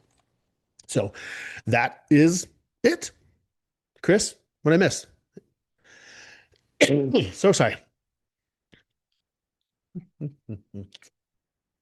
I'm happy to take questions. Sorry, I literally just grabbed a glass of water. It's all right. It's okay. Thank you very much. I suppose the thing that I think was like most relevant for everyone is that if you don't know how you're performing, if you don't know where the mentions are coming from, if you don't know what is driving the citations, and you don't clearly have an idea of the sources for each model, you can't optimize towards your search. And you've seen that across 2 companies now, is that yes, the first thing you need to do is establish that map, that roadmap of changes. And then whether it's, feeding that back, as someone said in the chat, to, in PRs to the team, or whether that's feeding content, or whether that's feeding, technical changes, that is like the most crucial thing for everyone before they take this on. Because as I said in my own presentation, optimizing for ChatGPT isn't the same thing as optimizing for, Claude or Gemini. And so it's critical to understand the differences between those 2 things. Yeah, I totally agree. It's been what I love about AEO is that you can, I mean, at least with me using Searchable, I can see results from different strategy changes within like a week. It's pretty quick. So like when you start to move things, you see this dial, like to me, it's kind of a game. So I'm like, ooh, what can I do today to get AI search to pop up? And then you can obviously see results inside of your own search traffic and website demo requests and all other good stuff, which is fun. It's really interesting. On Searchable, you can see your exact AI traffic. So, the bot traffic, which pages are performing best, et cetera, et cetera. And a lot of the kickback that you get on AI search is because you can't attribute it perfectly. And, you know, Right. I've been in marketing for a very long time. For 12 years in SEO, we drove traffic and clicks towards websites, and that's how we tracked it. Whereas I want to give people a frame of thinking here for a second, which is previously when I was using Google to book a holiday or buy a product or whatever, I would open loads of links and I would go between loads of things, therefore creating traffic. Whereas now, if I'm asking Claude or ChatGPT a question, I'm getting the answer to the thing that I'm interested in there and then within the chat. And so it creates less traffic. It's not that the demand has gone anywhere. And so to Jonathan's point, there was a study from Adobe recently on like retrospective attribution. And so they were saying that 1 to 2% of their traffic was AI, which felt really unmeaningful, like not helpful. However, when they asked people who made demos for their tool, it was 20% had come from AI search. And so you can see that there is a massive difference right now in the like attribution. And I can tell you now that I've been in marketing, digital marketing, attribution, etc., for such a long time that at the very beginning of Facebook ads, at the very beginning of Google ads, like the attribution was not perfect, and yet it was the companies that innovated, that took on the new frontiers, that made changes, that did the work, that when attribution became clear, they were so far ahead of their competitors. And so, I want to thank you very much for coming on and for speaking. Thank you for being a early advocate of our tool. And thank you very much for presenting. Of course, my pleasure. I was honored to be involved. So hopefully it's helpful. I'm going to say again, I'm going to pitch one more time, but like, if you're looking to have a tool that does results fast, not just analyze, but actually produce results, you can actually get more traffic. Like Searchable is, my opinion, by far the best in the market. So, which is why I've done it twice. There you go. Thanks very much. Cool. Awesome. So just as a reminder to everyone on the call, if you have questions, please put them into the Q&A, and I will do a Q&A at the end myself, which I will answer all and anything to do with AEO. To give you some context, I work with everyone from small, 8 to 10 person startups through to massive global enterprises. And even at the enterprise level, and I'll give you a good example, we work with like one of the biggest out-of-home furniture and electronic companies in the world, a multi-billion-dollar company. And working with them over 60 days, we saw citations for their product pages increase by 100%. And that comes through really intelligent identification of like content freshness, adding FAQs, understanding what prompts you care about, and then having an offsite strategy. And so let me just do this. I've just turned the chat back on so everyone can chat again. I just want to keep the chat off during the main parts of presentations, just because there are thousands of people on the call. And if everyone's messaging, it's incredibly distracting for everyone else on the presentation. I suppose to that question, to that point there, though, from the chat, I really mean what I said before. Like over the last year, I felt like almost quite bad in a way for particularly SEO marketers, because this new thing has happened. AEO has happened, and it is so big and it's so significant. It's a complete change in how marketing has been done and will be done moving forwards. And SEO sort of get it in the neck for not being incredible at AEO out the gate. However, it's such a harder problem. It's such a more complex problem for people to solve. There's so many more surfaces. Like I'm talking to enterprises who care about AI overviews, Gemini, AI mode, Perplexity, ChatGPT. Like they want to do well on 5 platforms. That's 5 different surfaces. And the sources that go into that aren't just your website. It's many other websites. And so you really need to understand the backdrop on what is being used. And just to remind people, the Searchable's growth has predominantly come through, we were, I think, the last to the market. So I think we put our payment plans live in January or something. And it's the main reason for our growth, I think, has been in which prompts you actually select. And so pulling clickstream data, so like actual prompt volume on how people are searching these prompts, and we're collecting that from different clickstream providers and plugins that record keystrokes. So we get enormous amount of information as to what prompts are being searched. We then use GSC to model a prompt universe. And so if you're a brand out there and you work with another provider and you're tracking 300 to 500 prompts and it's costing you 30 to 50K a year, book a demo with the Searchable team, and one of our consultants will create you a prompt universe, and it will show you that what you're tracking is like this small in comparison to the demand that exists in the market for you. So yeah, so during the presentation, I will pause the chat for a little bit. And so I want to welcome Luke if he's there. Hello. What is up? How's it going? What is up, dude? How are you? Very good. Great to see you again. Very excited for this. And I've already seen, I caught the end of the last presentation. Looks like you've been diving in lots of great questions coming up. So it should be a lot of fun. Yeah, absolutely. Well, look, I'll hand over to you. I'd love you to introduce yourself. Most people will know what ElevenLabs is, but it'd be great to have a one-liner so everyone has the context. One of the fastest growing companies around, and therefore we are incredibly privileged to have you here. I can't imagine how busy you are. And so without further ado, I'll hand over to you to introduce yourself, and can't wait to watch. Perfect. And can you see my slides? Yeah, absolutely. Perfect. Cool. And Thank you, it's sir. full screen, right?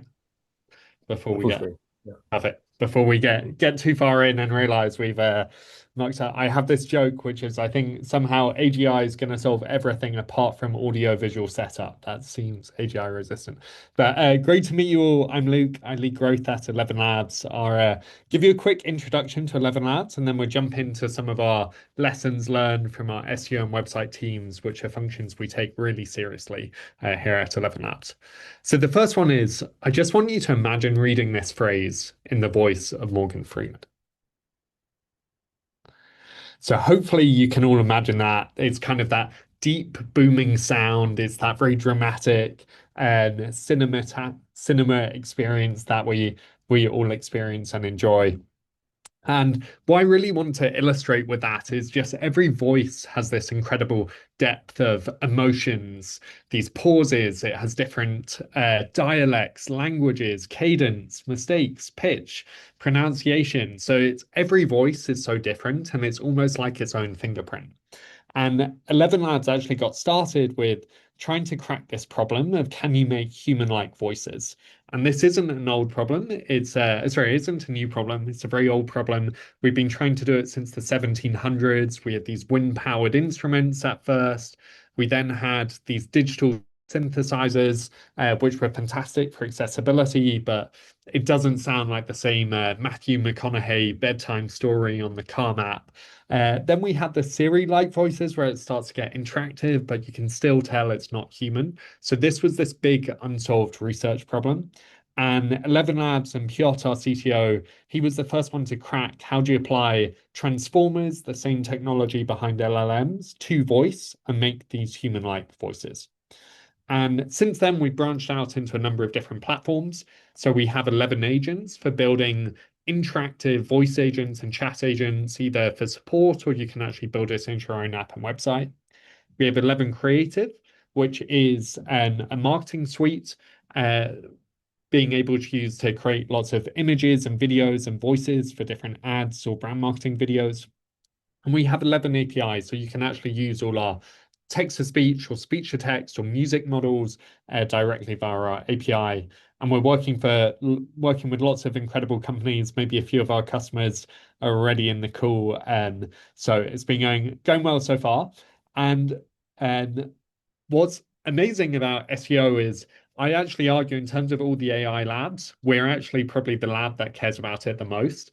This is our landing page, and right at the start, this was when we first launched. You can see we've got the SEO phrases we were already optimizing for, like text-to-speech, AI voice generator, text reader. So this is something we really care about as a company. We have a dedicated SEO team right from the early days, and want to share a few of the learnings that we had, and probably a little different to some of the other talks today. So I'll definitely talk about some of the AI parts, but our overall philosophy is that lots of the foundations, what makes an incredible high conversion and a high traffic site in the current age is still the same, like strong foundations. And I'll share a few funky tips and tricks we've learned along the way.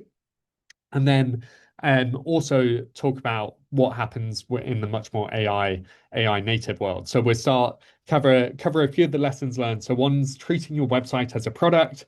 Then we're going to how to use launches to maximize your SEO, the importance of agent DX or agent developer experience, and finally building the growth org and what does the team look like to actually put this all into practice. And so starting with teaching your website as a product. So overall, I have this philosophy that most companies underinvest in their website. And the website, this is something I learned when I was back at Posthog, which has this incredible web page here, which if you haven't been is completely wacky and out there. But the overall thing is your website is actually your best salesperson. And so you're doing all this work to drive traffic to it, or you're doing outreaches on LinkedIn DMs, everyone's coming back to your website. And your website's not only your highest performing salesperson who touches every single lead, but it's also how it builds your brand for trust, for partnerships. It helps you recruit new hires. So most people, I think, chronically underinvest. So we have a full website team which is staffed to our website to make it both high conversion, but also designed in a way which is high trust and we're really proud of. So this is the ElevenLabs site on the left here. And when we actually think about the website, this is something I learned from our head of design, which I really like this phrase, which is your website is a billboard, your product is a tool.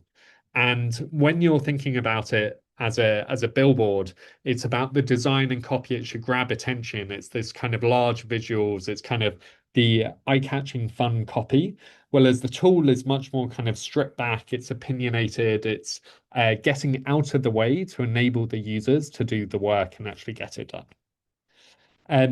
Another big bit we think about is once you've driven traffic to the site is how do you actually bring this wow moment as soon as possible? And particularly in this age of AI, where new models bring new capabilities, you can actually have this wow moment be something which the users can experience right on the site. So if you're ElevenLabs, how do you get that voice there? That's something they can interact with. If you're Searchable, how can you give people that sprinkle or spark of just what the tool can do for them to help them rank in AEO. And so to give you two examples, one is we do lots of these very interactive demos, and our websites in general follow this pattern of it's kind of like the hero has this interactive component to really get people to start to engage and have the wow moment. And then below is often like more SEO optimized. It's going into more detail. Another really fun example I want to mention is our AI SDR.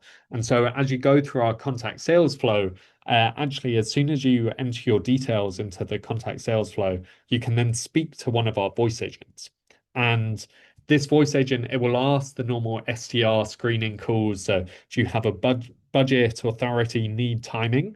It will then actually grab all that data, send it to Clay to enrich it, and then work out, okay, are you actually a lead? Which we can skip and go straight to an AE to book into the calendar, show you a cow.com link. Do we actually need to still do an extra step with the SDR or do we reject? And one of the very cool things about having voice agents on the site is it being able to be multilingual, follow up on questions. We famously don't really have titles at ElevenLabs. How do you then actually work out, does this person have authority? It can kind of ask those follow-up questions. And then as we're thinking about bringing the wow moment and creating these high engagement landing pages, which ultimately is what's going to serve the user's intent for AEO or SEO. And here's a few other things I would suggest thinking about. This one I think is often underrated is there actually a self-serve version of your product that you could use? Or like a new self-serve version you can release. The other one is interactive demos. These demo builders now are really good for actually being able to record your different UI, have the user talk through. And the other one is AI agent-led onboarding. And so particularly for more like complex or technical products, yes, you can staff an FTE team, but is there also an agent you could build which could analyze people's code base or setup and help work out how to integrate it?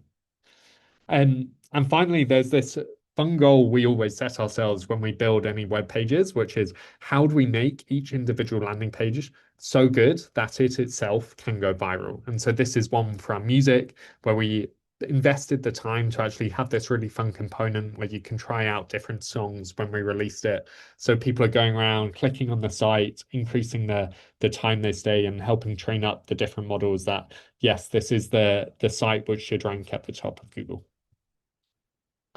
Nice. I'll jump to the second lesson, which I'll chat through, which is about launches. And so at ElevenLabs, we really care about launches. And in particular, this is a great way that we drive those initial backlinks for our SEO pages to help get them to rank in the indexes. And again, kind of linking back to what I said at the start, I still really think lots of the SEO fundamentals really do matter because it's the same indexes which are used by people as well as by agents. So the why now for launches. So we've had software and SaaS for a while, and it was never really interesting enough to go properly viral. But in this age of AI that we live in, different new models unlock new capabilities, which give you these new viral moments. And so to give you an example, if we release a new speech model, the first speech model we released was actually the first AI voice which could laugh. And so how could we actually capture that into one of these moments which can go viral? And that's something we think about every time we launch one of these products. And when you think about virality, it can help get you the social mentions as well as the backlinks and the press. So why do these launches matters? Well, I think they're really fantastic motion within a company where you can drive urgency. And so you can say, okay, you as a leader, marketer, can say this is the date that we're going to launch this product, and you can rally the whole company around it. There's also the clarity side, and so that you can get both sales, marketing, engineering, product to all be looking at the same launch at the same time. And then there's the revenue piece. So hopefully if you do it right, you'll get your first revenue, your first leads or subscribers coming through. And really importantly, SEO. So when you actually first launch, as lots of you I'm sure know already, or starting in your SEO journey, domain authority does really matter. And so being able to actually get those initial backlinks, initial users to the site is critical, and people searching for your site. So I'll go into a little bit more detail on how we think about launches. So there's a few steps. So first of all, there's the messaging. So how do you really define what exactly you're launching? Then you work out the different assets and then the distribution. And so broadly, we think about 3 tiers of launches. We have tier 1, which are the new product lines, the big fundraising announcements. Tier 2 is often major features. And again, new features may unlock new types of SEO searches or SEO volume, which you didn't have before. There's case studies.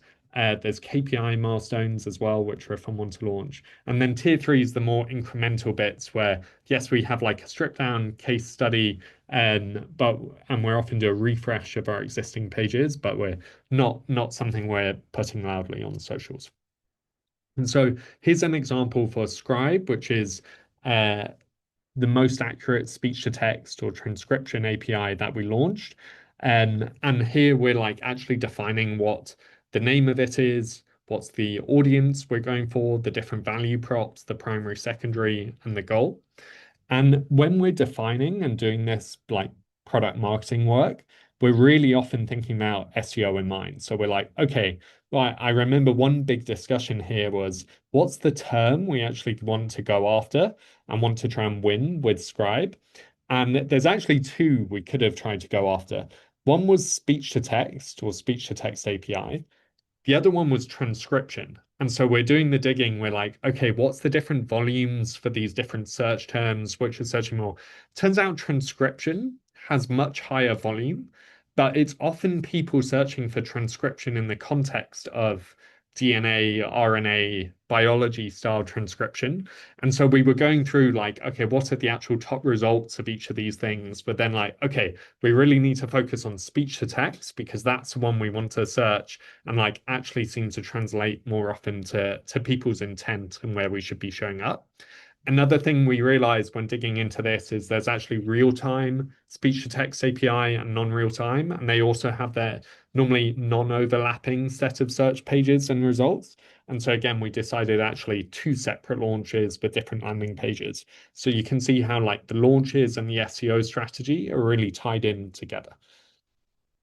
Then we build the landing page. And again, using this format that we spoke about before, where we try and have a really engaging high performance hero. This is normally a custom block, and then more established blocks that we use below. And you can see some of the different keywords we're trying to map to for the SEO page design. And on a side note is I think with AEO, there will be certain types of pages which end up getting more traffic and certain types of pages which will be getting less traffic. And I do think for now, some of the like tools pages are ones which will be like more traffic now, maybe in future as you get artifacts and MTP marketplaces that will change, but we're really bullish on tool pages still being incredibly important. Then we do the social post. We try and get that to go viral. That's a great way to get the mentions linking at the bottom to our landing page. And then we do the video, which I think for time are skipped today, but would encourage you to go check out in the on our YouTube channel. And for the videos, we really find this is a great way to package often very complex products into a high performing and engaging way. Maybe if there's time, we can always jump to this at the end. And then there's distribution. And so everyone's checklist will look different. But once you've created your messaging, you've taken into account what are the different SEO terms, then you look for, okay, what's the different assets? And you build this high conversion landing page and do the appropriate backlinks. Then there's the actual like distribution and getting out into the world. And I just highlighted a few of them here, which are like particularly important for SEO. So if you can engage journalists or you have a press agency, that's a great way to get high domain authority backlinks. There's also the social ones, again, which is often a signal being used, particularly on something like Reddit. And broadly, yeah, just making sure you've done your homework of which are the actual keywords you want to rank for. Often there's a few which you could do. Cool. That's the second lesson. So how we use launches to help kickstart our SEO for new keywords. It's also just a really valuable exercise for when you're launching new features. What is the keyword set or traffic set that it can potentially unlock? The next one I want to chat to you about is agent experience. And so broadly at ElevenLabs, and I'm sure everyone on this call agrees, search is changing. And there's search, I like to think of it as like the search 1.0, which is your 10 blue links on Google. There's search 2.0, which is often what we see with ChatGPT and Claude. This is agents recommending to humans, where it's really important to use great AEO tools like Searchable in order to actually track where you're showing up, maximize showing up.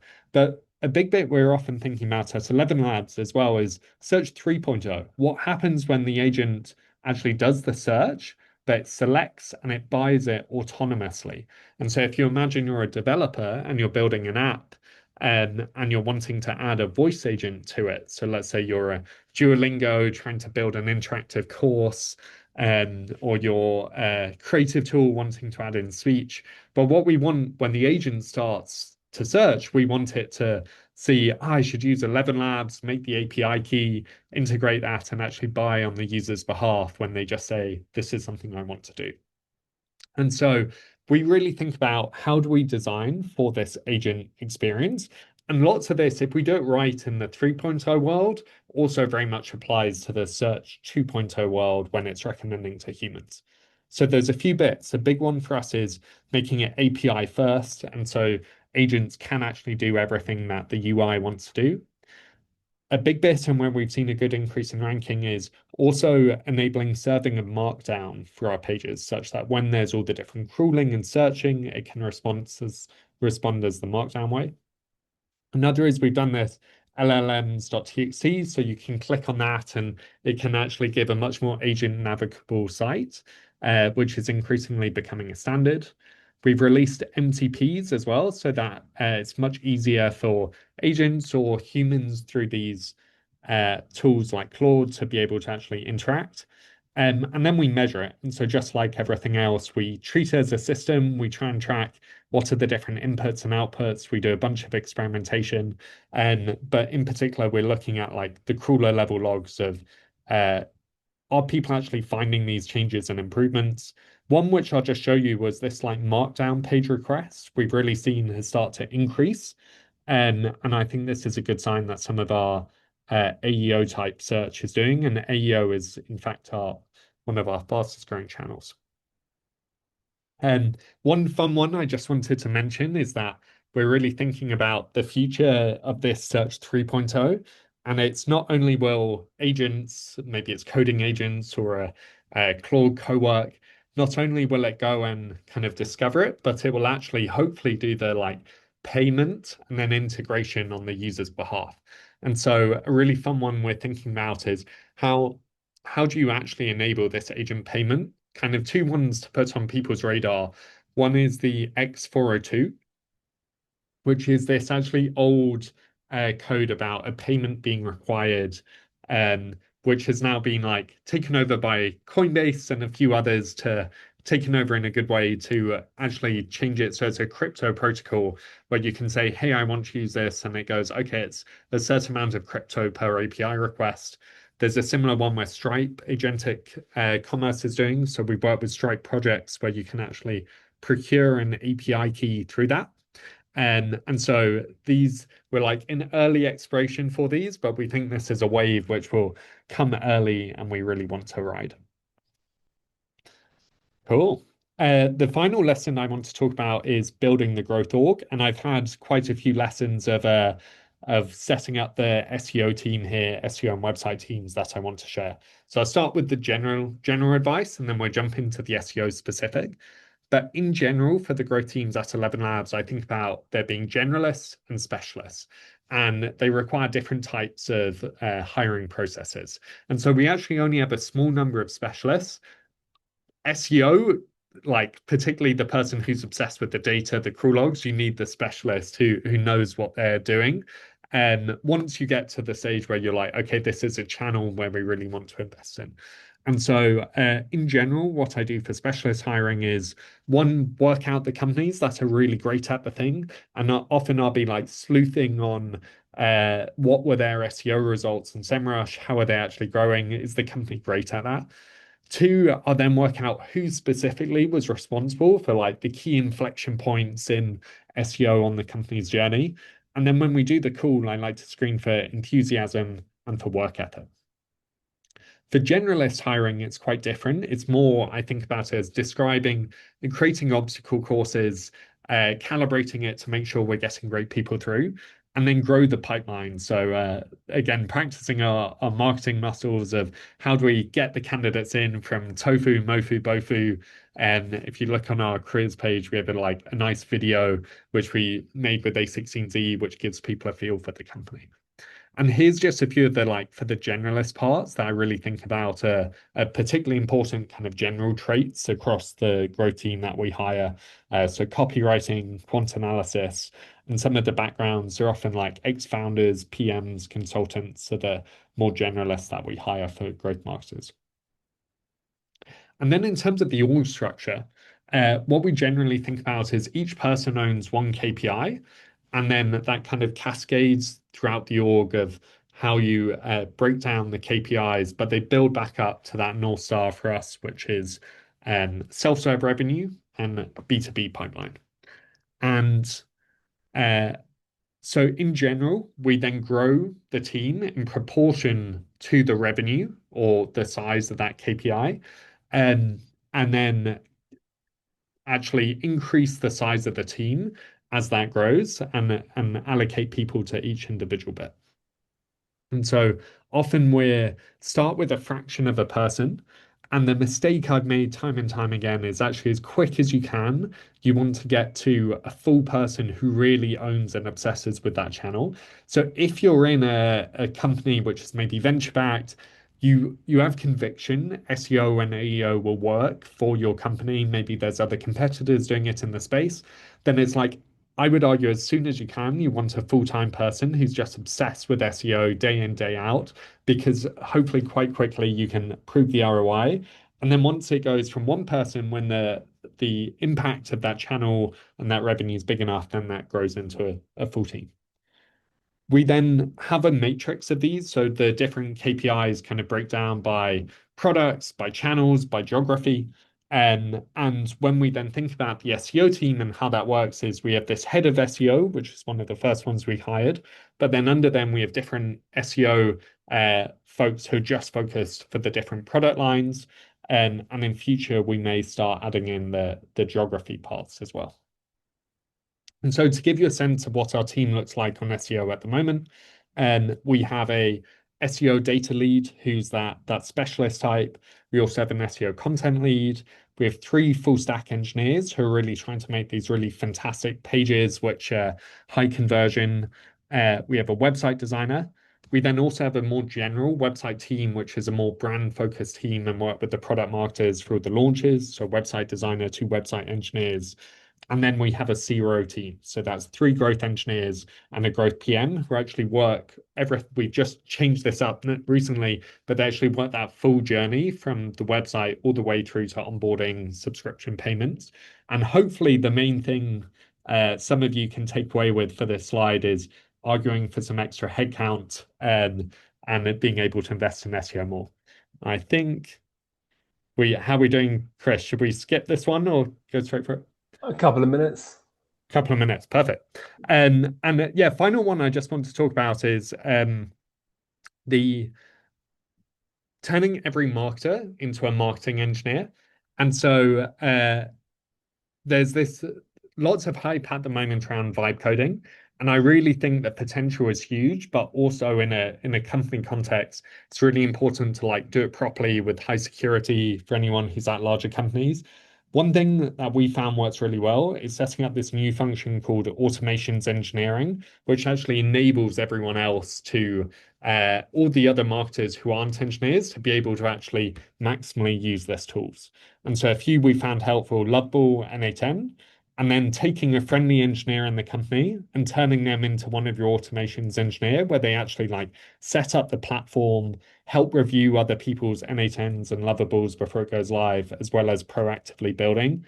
We've also set up a Claude skill, which can help review a lot of this and help the non-engineers to design stuff correctly. And then we've built a little approval workflow on Slack, which seems to work well. But nice. So that's the summary of some of the lessons learned we've had around website, SEO, AEO. We've still found lots of the foundations of SEO and ranking still really matter. SEO is one of our top performing channels and AEO one of the fastest growing. So to recap, the first one is treating your website as a product, really investing in it, making something you're proud of and high conversion. The second is the importance of launches, particularly for going after new sets of new SEO keywords.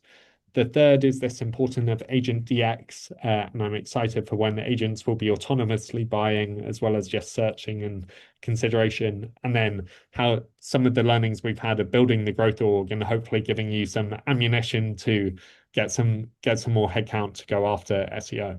So thank you.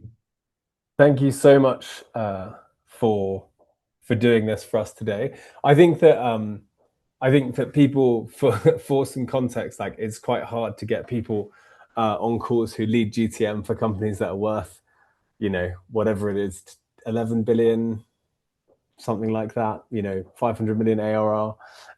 So thank you so much for coming on and giving us your view. That was fascinating. So thanks for joining us, dude. Yeah, no problem. Thank you so much. Take it easy. Okay, everyone. So our next talk is very exciting because, as a lot of people know, I have been LinkedIn obsessed for many, many years, and I would say my LinkedIn audience has been the reason that my businesses have succeeded so well over the years. Building such a strong audience and having such a great community of business and marketing people. So I want to welcome Andrew to talk today and introduce himself and talk about how LinkedIn coincides with AEO.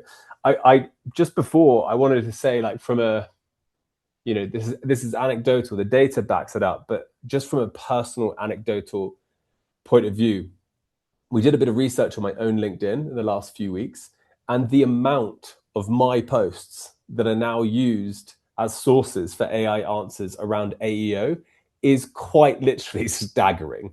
And so, for years now, for many years, I've told people that, as a founder, as an entrepreneur, to not build your personal brand is a detriment to you, because, it converts so much more than your business brand. But now we are seeing ChatGPT and other channels using the posts we create on a daily basis to answer key questions within LLMs. I find that to be like the coming together of two worlds that I'm completely obsessed with. So I want to welcome Andrew to the stage to introduce himself, VP of Marketing for LinkedIn, and tell us a little bit about his world. Hey, Chris, can you hear me? Can you hear me okay? I can hear you fine, yeah. Amazing. Thank you so much for having me. Hi to the Searchable crew and to everyone on the call. It's my first time being on Searchable, so I am delighted that you folks have had me today. As Chris said, I'm VP of Marketing at LinkedIn. I'm based in London. And I guess in this conversation today, I want to pull back the curtain and try and help in any way that I can from what we've learned over the past year. This isn't like a theoretical conversation. Everything I'm going to share comes directly from our own testing, our own learnings, and the wins that we've had on the LinkedIn platform. We've built playbooks, and actually, in fact, we just published a guide yesterday, which is called Unlocking AI Search Visibility. It's the B2B Marketer's Guide to LinkedIn. So it's designed for B2B marketers who are actually new to optimizing their content. And so it's going to share a lot of examples of what we've learned over the last 18 months. And as Chris said, there's a lot of leverage you can get from LinkedIn. Obviously, Chris has a brilliant and amazing profile, so obviously he's going to look, he'll get cited a lot. But LinkedIn, it can give you a lot in terms of your discoverability. So I want to share that with you today. So I am going to start to share my screen. And hopefully, can you folks see my screen? Yep, all good. Yes, success. All right, Chris, I'm gonna ask you to give me when I'm down to my last 10 minutes in case I go too far, because I get very excited. Yeah, I'll give everyone a 5-minute warning. You'll play the Oscar music? Yeah. I'll just come back on. Sounds good. All right. So let me get to it.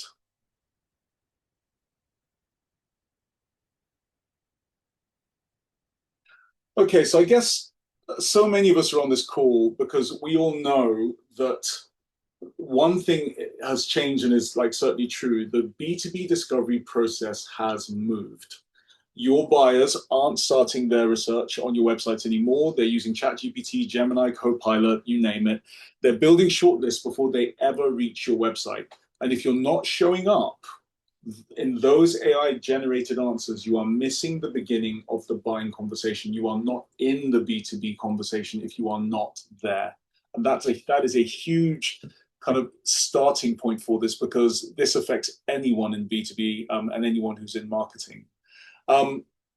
So what I want to talk to you about is, over the next few minutes, these 4 things.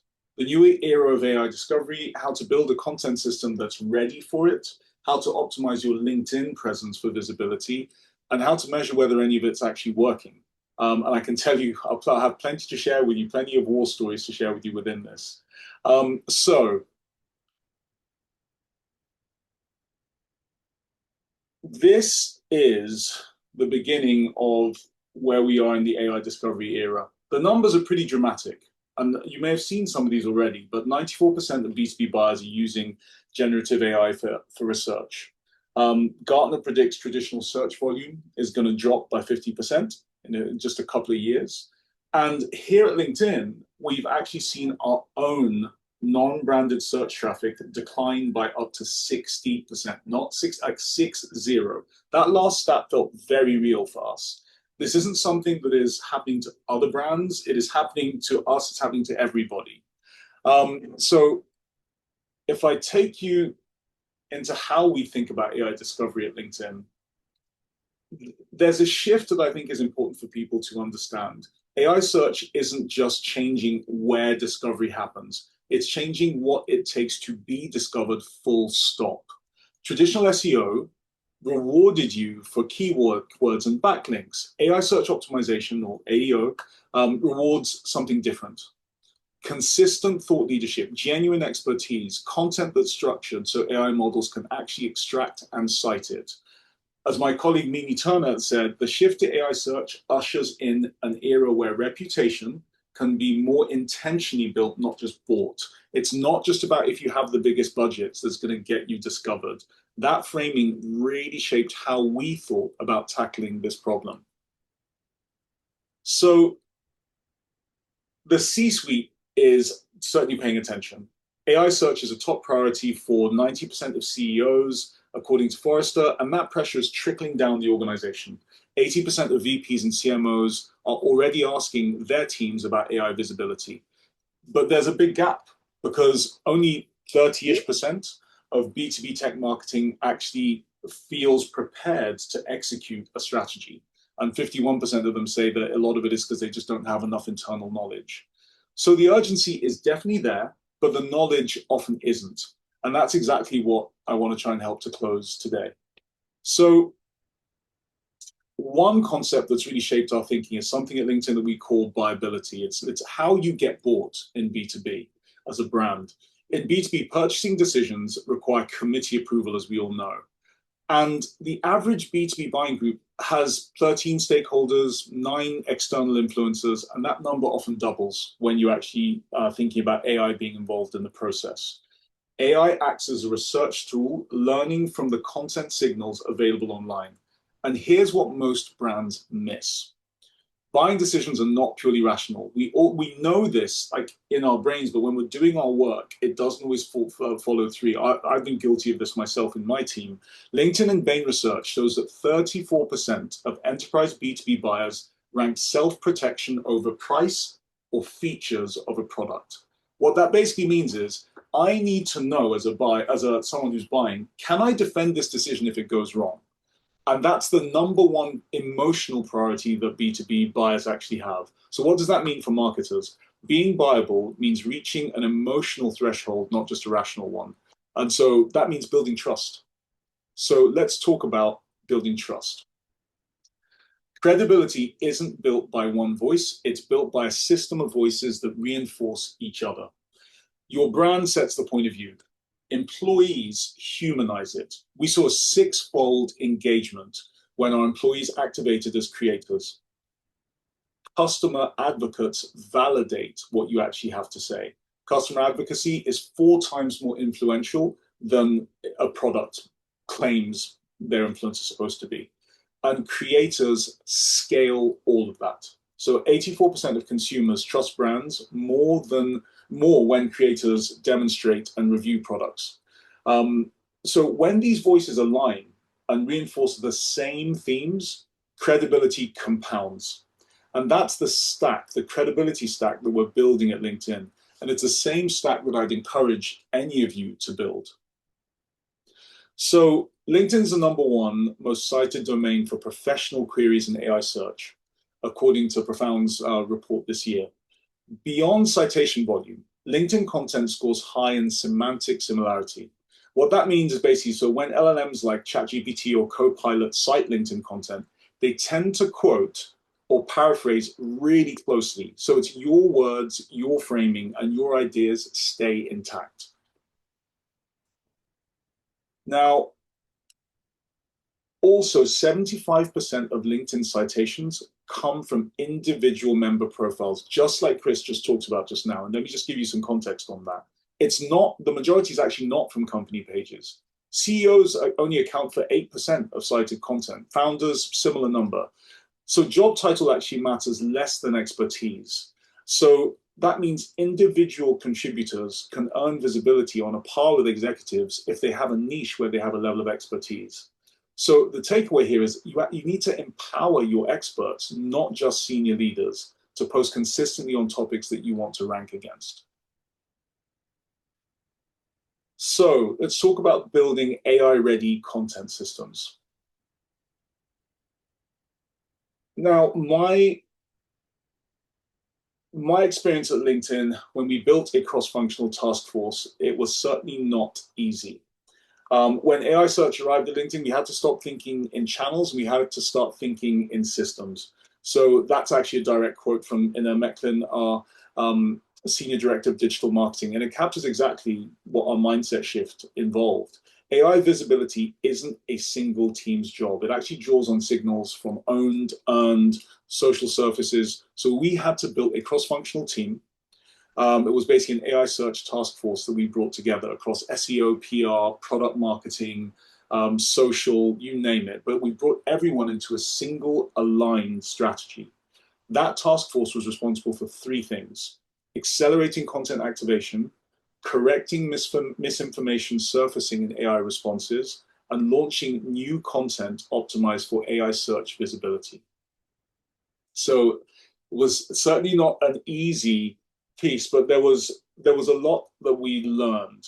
So we certainly learned very early on that when teams operate in silos, our signals scatter.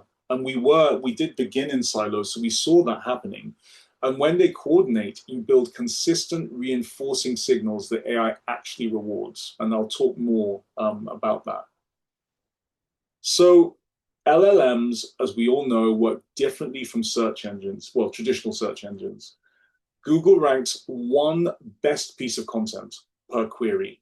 LLMs aggregate information across many sources and synthesize an answer. That means a model is more likely to cite your brand when several credible sources reinforce that same idea. So one strong article is not enough. The solution is topic clusters.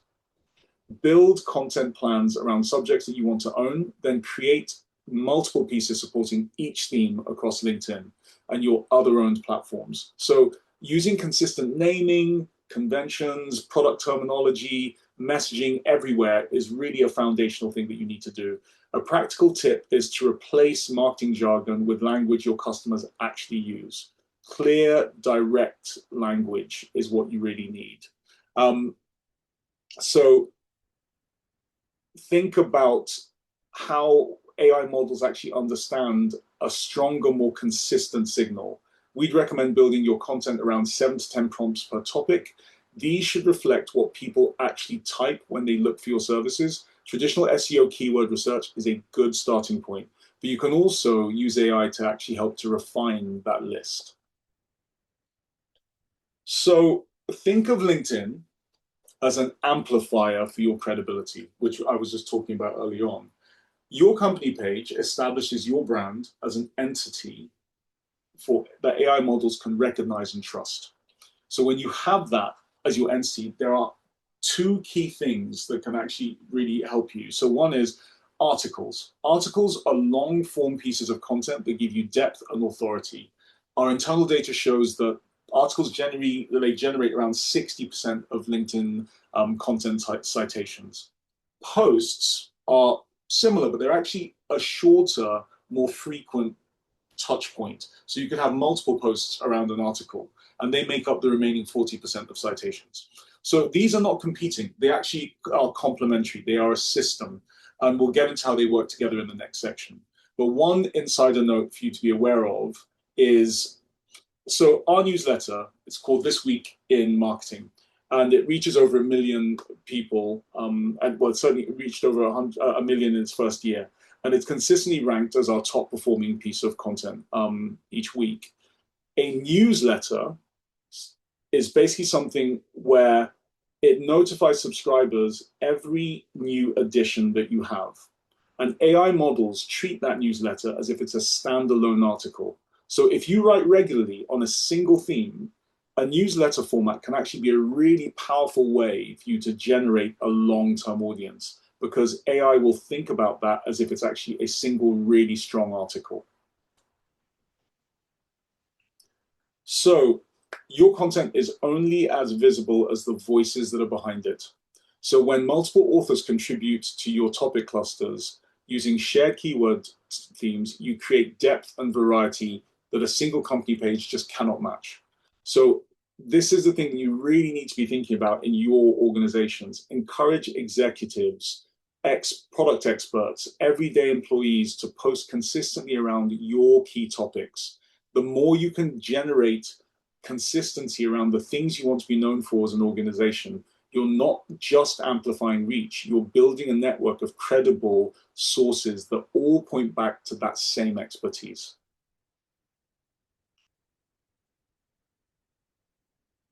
So look beyond your own channels as well. Placements in external publications corroborate your expertise in a way that self-published content can't. So when a respected third-party source reflects the same themes that you're building on LinkedIn, it validates your authority. So share those external placements on LinkedIn as well, either by posting them by yourself or reposting content from an external publisher. So leveraging visibility on LinkedIn. So we've talked about articles and posts. Before we get into optimization specifics, I think it's important to really understand these two formats because they're pretty core to your presence on LinkedIn. Articles are long form pieces, generally between 800 and 1200 words. They're built for thought leadership, for frameworks, and for deeper analysis. They're more likely to be cited as a primary source by AI models. Posts, as I mentioned, are shorter, so they're typically 200 to 300 words. They're built for timely insights and they're conversation starters. They often act as a secondary pathway pointing towards that longer form asset. And articles basically earn authority and posts essentially distribute that authority. So our research into the top cited content revealed 4 pillars that consistently separate what gets cited from what gets ignored. Pillar 1 is really about structured content for retrieval. LLMs reward content that they can easily extract and quote. So you need to frame your content around a real question that your audience is asking. Lead with your most important keywords in a title or in an opening line. Use direct questions and subheadings, then answer each one in 1 or 2 clear sentences. Use a short summary or a checklist. Models often pull from these, and they basically kind of take actionable lists directly into their answers that they provide. So that's the first bit, but these are things that we have tried. So I want you to be aware that we've done this and this has definitely worked.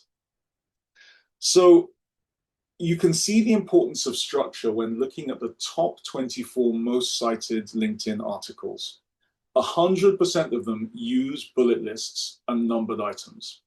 75% name specific companies and tools, and 67% include hard numbers and data. So please think about that as like your structural must-haves if you want to kind of build that content recipe to be cited. So here's pillar 2, establishing credibility. LLMs favor sources that they trust. Staying topically consistent, timely, and relevant content on a focused subject is far more likely to be cited than scattering posting. I know that can be a temptation sometimes to just pick up on the newest thing, but what is it that you want to be known for? What are the things you want to be known for? So share original insights, proprietary data, first-hand experiences. Authors with, let's say, 2,000 or more followers tend to have content surfaced more frequently, and that's because follower count tends to signal some level of expertise. But, you know, that doesn't have to be a huge amount of followers per se. So pillar 3, drive engagement. Engagement is both a relationship builder and a trust signal to AI models. Highly cited content typically earns 10 or more thoughtful comments. Reply to comments to keep the conversation going. And remember, 95% of citations on LinkedIn come from original posts, not reshares. So your original voice really matters. Pillar 4, maintain freshness and discoverability. Publish articles weekly and post at least 2 or 3 times a week. Refresh older content with inline edits or new comments. Doesn't mean you have to ditch them, you can build on them. Include specific dates where relevant things like top AI tools for 2026 signals recency, or check your profile's public, or your content is visible. and comments are enabled, if LLMs can't access your content, they can't surface it. So please, everyone on this call, please promise you will go and check that your content is actually visible and your profile is public if you are actually wanting to be cited. Meltwater's data backs this up. 48% of cited content is less than 3 months old compared to just 12% for the, of content. So,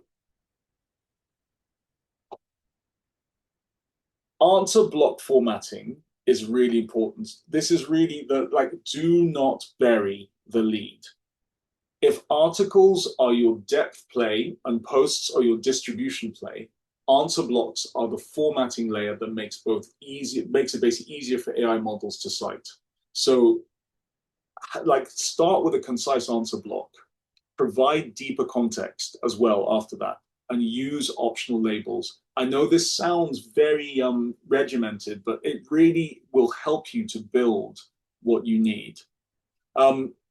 The idea is basically simple. Start each major section with a 30 to 80 word answer block. That addresses the topic that's named in your heading. Then follow it with deeper context, examples, and sources. You can even add a label like quick answer before your summary. What that does is it signals to AI that actually this is a direct response. This follows the same logic as anyone who's done traditional SEO, pillar and waterfall approach. Start with a definitive answer, then let the rest of the piece break it down in a structured way, which you can see in this example here. It's one of the ones that we've done at LinkedIn. And we have had to learn and test, and this is something that what I'm sharing with you right now is something that we've done ourselves and we continue to do in my team. And here's more information to kind of think about how you use a mix of bullets and definitions that actually speak to your audience. So you can see there's different examples we got here of who initiated the buying process, who evaluated options. Those things you're adding in there are all being signaled to AI as well.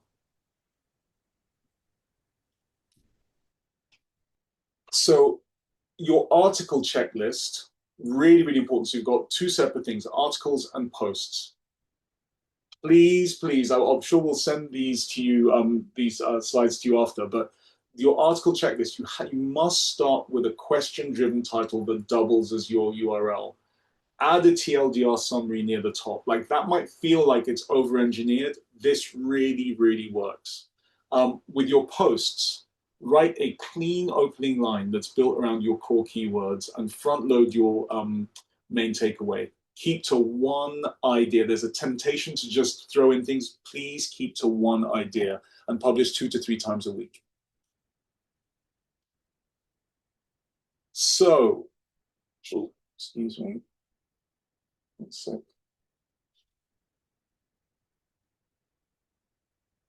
So, if we look at how articles and posts work together, here's the workflow that our team uses at LinkedIn.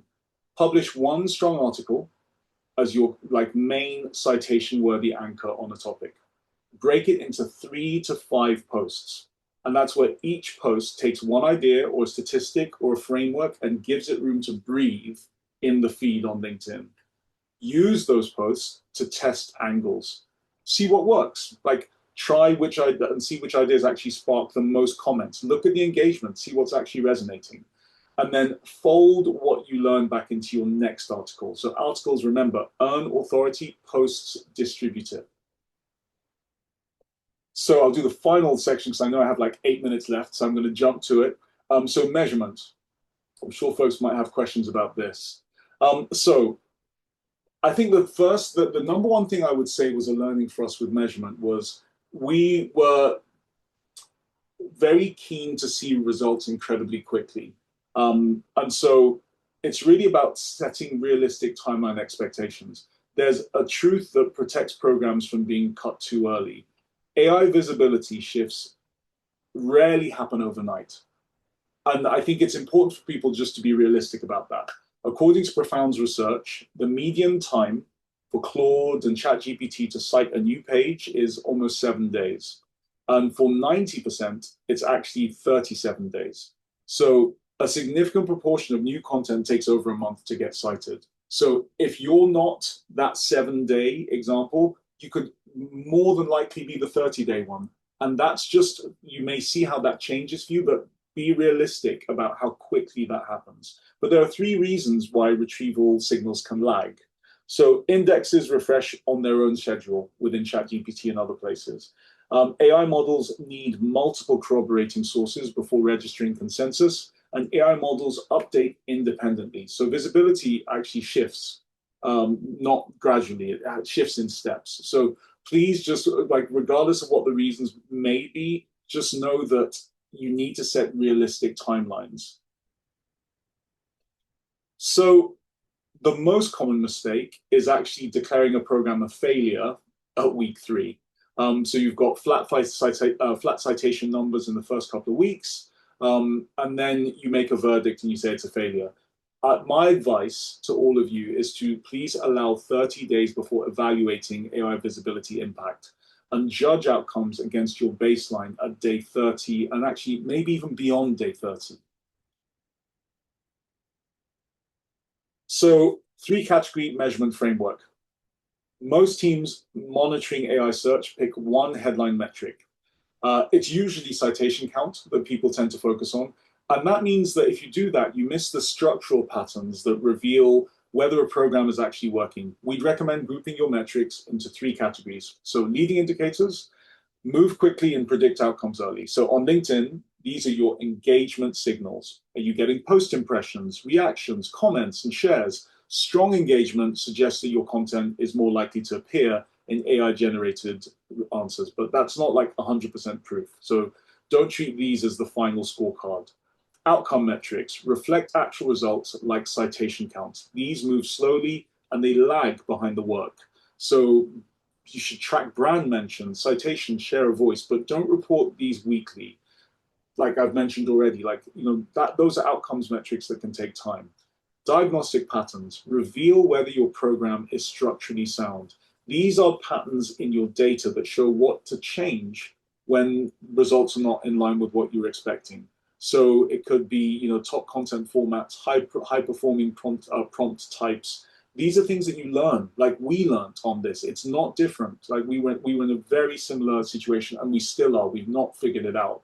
Just to give a little reminder of time. Okay, 3 minutes. Yes, sir. All right. Thank you for the prompt. All right. So our new playbook goes into a lot more depth about what you can measure. So I'll not go into a lot of information here, but just to signal to you to check out our playbook. It really will help you. And so what to prioritize? Don't fall for universal best practices. What works for one brand doesn't necessarily work for yours. It's crucial to test and just look at your own data. Our checklist for getting measurement right is pretty straightforward. Get a cross-functional team, onboard AI search citation tracking platform. Most importantly, measure sentiment and downstream business impact. So I guess my last slide to you folks is these are the things I would say are my takeaways to take with you. So discovery's moved. Look at the fact that articles do heavy lifting. They are a thing that can be a core asset for you on LinkedIn. LinkedIn is a big amplifier for you if you use it in the right way. Short form posts can keep you fresh. Systems beat one-off posts. And the last point is measurement looks different now, folks. So that is it from me. Thank you so much for having me. It has been lovely to meet you folks. And please feel free to ping me on LinkedIn if you have any questions. Very much appreciate you coming on and talking to us. Very useful. And as I said in the chat a moment ago, it's like my 2 favorite worlds coming together, AEO and LinkedIn. So I'm very glad to have had you, and thank you very much for speaking for us today. Thank you, folks. Enjoy the rest of the day. Take it easy. So, ladies and gents, I mean, it's something I've been talking about for the last year or so now, which is, whether it's, obviously specific to LinkedIn in that exact presentation. LinkedIn is a huge source, and it really does facilitate two core priorities, which is I can grow my business by growing my personal brand, by getting my name, my face in front of my business, but at the same time, I have the ability of being mentioned within AI. I think that the advice, as we go on through the presentation, I will try and tie the advice through to how this is applicable to small businesses, how this is applicable to small teams. I know we've had big speakers on today. I think it's like a privilege to be able to draw the type of speakers we've had on the call today. I don't know where else you could go to just tune into a laptop for that type of quality of speaker. So I'm really proud of that. But as we go into the Q&A, I will personally try and deliver insights that are relevant at all stages of the business. Because I can tell you now, as much as like any speaker talks about how to optimize something, I think the way to show that you know how to do it is to do it. And so I've always told people about optimizing their LinkedIn for the last few years. And I continuously focus and grow my own LinkedIn to show that I know how it's done. I think there's so many people who talk about how it's done. They talk about, data and whatever, but I genuinely think that you should look at the results and work backwards from there. I think the next speaker is incredibly personal for me, which is really cool. So Joe and I used to work together many moons ago. We did SEO together for predominantly sort of luxury, fashion, hospitality type clients. And now Joe is here today to speak to you. He runs his own incredible agency. They do unbelievable SEO and AEO work. We work together on a bunch of different clients. And so Joe, if you could introduce yourself, your business, what you do, and then I'll hand over to you to take it away as our last talk before the Q&A. Amazing. Yeah, thank you, Chris. I mean, I'm not quite sure how I follow Andrew, so that's not ideal, but hopefully I can do a good job. There's a little bit about me on the presentation, so what I'll do is I will get that shared now. I won't be able to see you, so if there's anything that you need to say, just shout over the top of me, and we will go from there. But essentially, I'll talk a little bit about myself, but what I'm going to talk to you a bit about is how we're aligning AI search with SEO as an SEO agency. I'm Joe. Hello. Very short and sweet. I have been in the agency space since I was 17. So I'm now 32. I started after my last A-level, went straight in on the Monday after that last exam, worked at kind of like really large scale agencies working across things like Tommy Hilfiger, Calvin Klein, Urban Outfitters, and then moved to a luxury agency where I was working with brands like Net-a-Porter, the Ritz. And then 3 years ago, I set up an agency called Verde, and I wanted to specialize really around like fashion, luxury, e-com. Like I said, we've been going for 3 years now, and being biased, I think we're working with some of the coolest brands in the space: Adenola, Paul Smith, Pure Sport, Superdry, the Couture Club. And we actually announced JD Sports for the Canadian market last week. So that's a very kind of like brief intro into me. And that's actually how I met Chris as well. I can't see Chris's face, so I'm not sure if he remembers this photo. I think it was the sweatiest bar in the whole of London. But I met Chris at my last agency that we worked together at. And that's kind of, I've been SEO side literally since the day that I started in digital marketing, including when I was working with Chris. But anyway, that's kind of then. This is now. Let's actually start with SEO.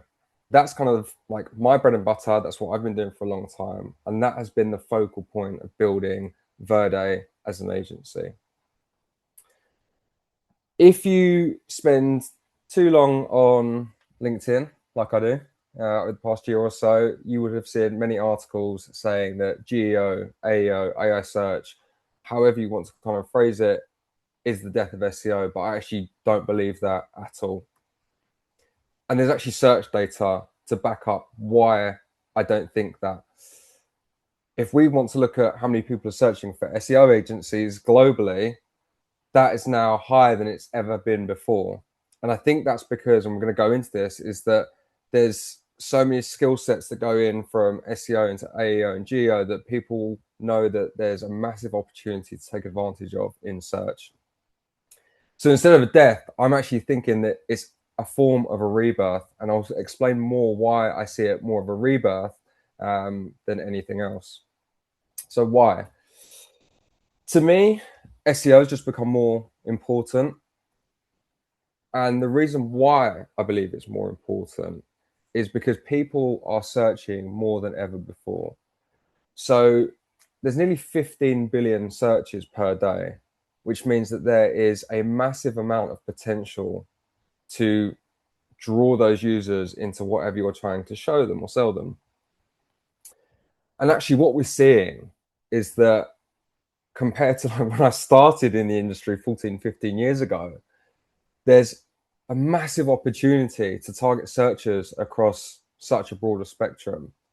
And like all of you guys on the call, I know that I don't need to teach how to suck eggs, but when I first started, it was very Google heavy, bit of Yahoo, bit of Bing. But actually now that it's AI search, it's Copilot, it's ChatGPT, but actually it's also like TikTok, it's Reddit, it's YouTube. There's so many opportunities. People are searching everywhere. And this kind of plays into why I see it as a rebirth, is because it's still search optimization. It's just how do we target depending on where they're searching. So where are we seeing the opportunity? And I just want to say that this is kind of like from my experience as an agency owner within an SEO agency. So there's some kind of like key pillars that we're seeing that we're taking advantage of. And I've broken this into 3 key areas, predominantly around e-commerce, because that's really where our target market is and where our clients are. The first one is sentiment and understanding what AI search and what LLM, are saying about your brand. The second is category pages. I'm going to talk a little bit more about the success we've seen from an SEO standpoint, but actually how that's then going to play into that kind of like next wave and where we see even more opportunity there. And the third is longer form content, and kind of going back to the question that is being asked is like, has AI killed blog content? I'm going to dig a little bit more deeper into that and kind of give you my thoughts on that. So let's start with sentiment. As an agency, we cannot control the narrative around our clients. There's going to be things written on Trustpilot, review sites.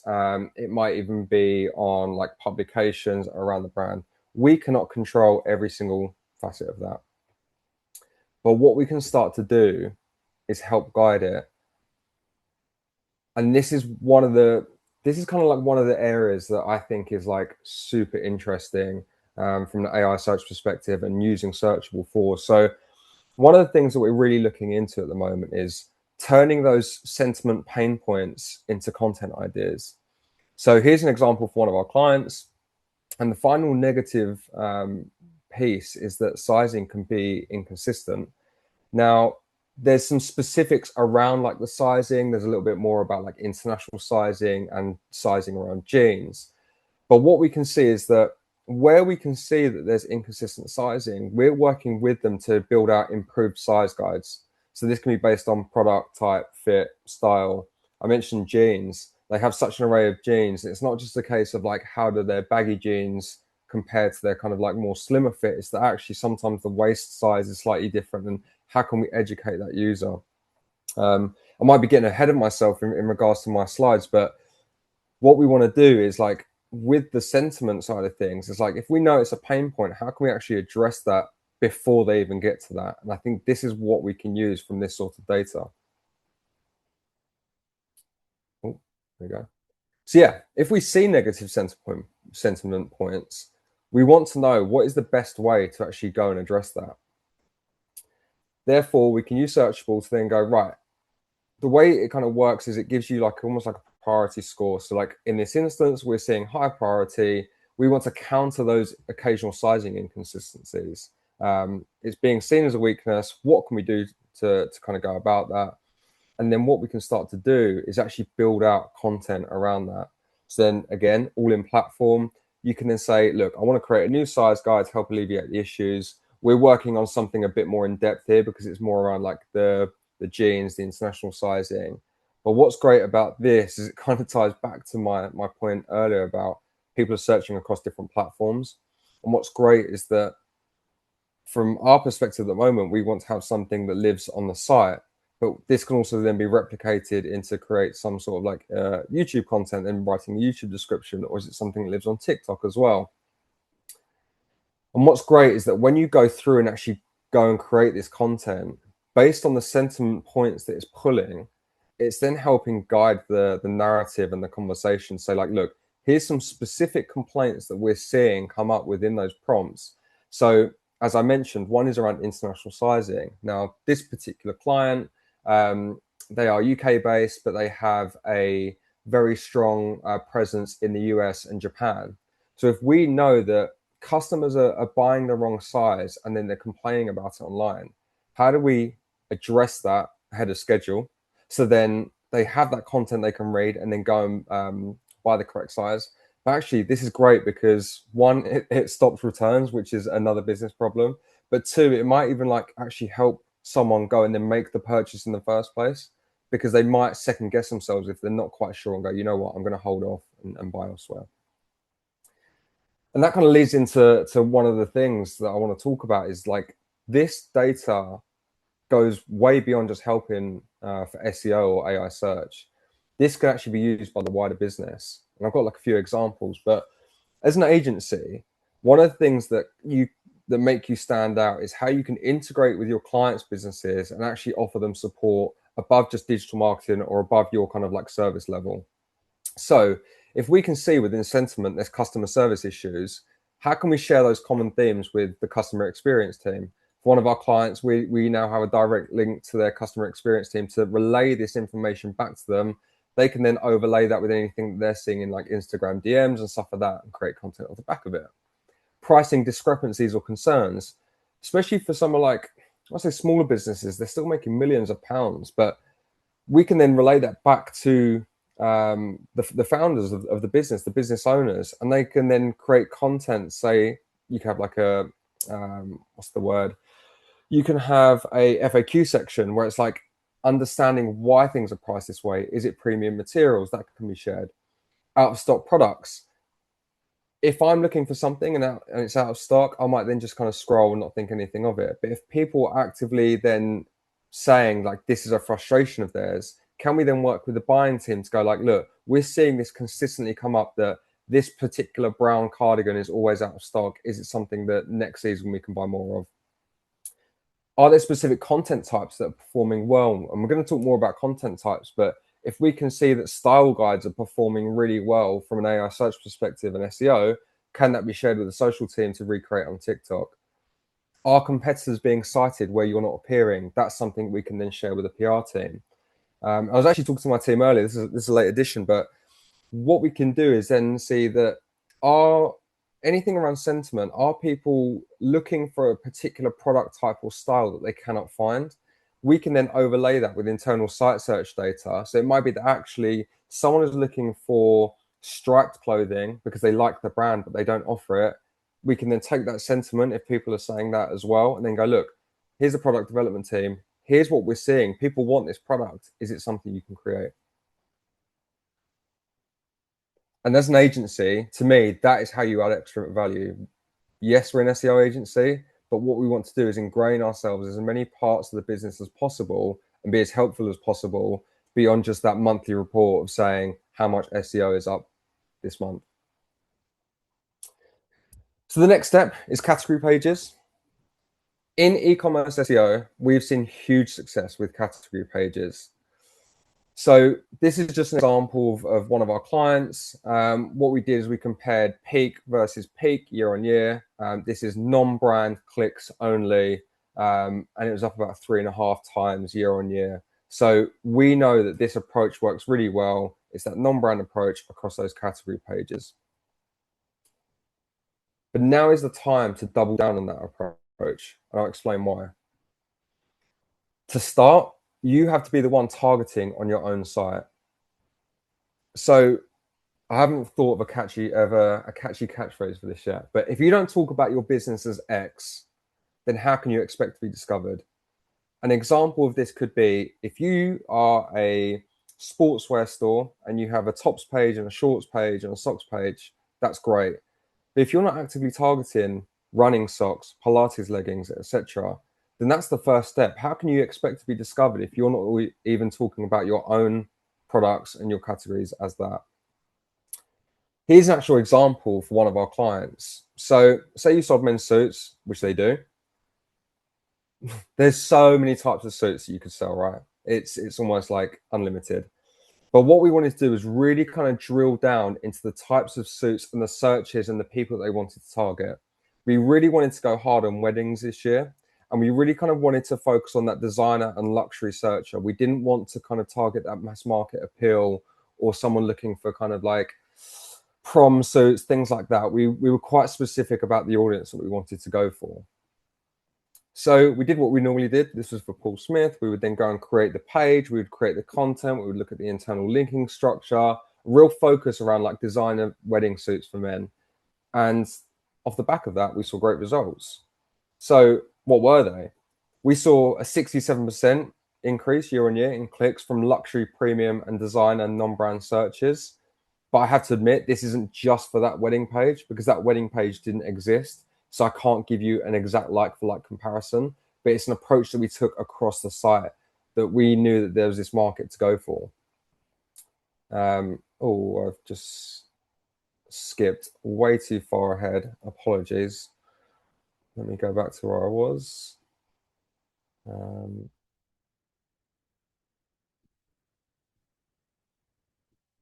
Here we go. But that new page, since going live, we're probably looking about, I think, 7 or 8 months ago now, maybe 6 months ago at the start of the year, has generated 100,000 impressions. So every click is brand new compared to what they didn't have before. And when you then look at all the opportunities here, that really compounds because it didn't exist last year and you're now becoming more discoverable. That really demonstrates the SEO value. But that has really translated over into AI search as well and the value that we're seeing there. So using Searchable, we're tracking multiple prompts around things like designer men's suits for weddings, etc. And what we can start to see is like over the past week or so when this was pulled, what's coming up when those prompts are run and like how many products are being seen within there. And this is helping us justify yes, there's SEO benefit, but there's an additional benefit outside of that we really kind of want to hone in on and grow. So when we then did some kind of like checks as well, what we're seeing is that when we're going on ChatGPT, looking for designer men's suits for weddings, we're coming up consistently within those kind of like top 3, top 4 positions. When we ran this recently, we was coming up first. And then if you look at something like Gemini, they kind of had 4 sections. So like they were talking about retailers and specific kind of designer houses, but again, like the brand was coming up against some like really well-renowned brands like your Tom Fords, like Ralph Lauren. And actually that started from us creating that content, and we created some like kind of more blog content as well and worked on that. But talking about designer men's suits for weddings, really focusing on that at the site without even kind of then thinking about the next steps around PR, etc. And that's why I really believe it's time to double down on that category or collection based approach, because with AI search tools, you now have that other level of data that wasn't there previously. And that can really help inform the content strategy as well. That can help us identify what is the type of content that we want to create around this. So we can create a category or collection page, but is it that we need to have a ranked list? Is it that really we should look at creating YouTube content around that, because we know that that's what's being picked up within LLMs. This is what, for me, is like kind of game changing for a tool like Searchable. Then we go into longer form content. AI search has killed blog content. That's what everyone's saying, right? Or did it? And this is something that I'm going to explore in the next few slides. The data is showing that many blogs are seeing a huge reduction in traffic. But perhaps what it's done is devalued meaningless content. And I think that is something to like really kind of like think about, because I've worked in SEO. I know how it works. And I think for too long, SEOs have been creating content in the pursuit of clicks. It's a case of, we need to look good in the next monthly report. We're going to do this blog post that's quite generic because we know that people are talking about it. And that will kind of get us where we need to be and show a lovely graph going up. But clicks don't always equal revenue or value.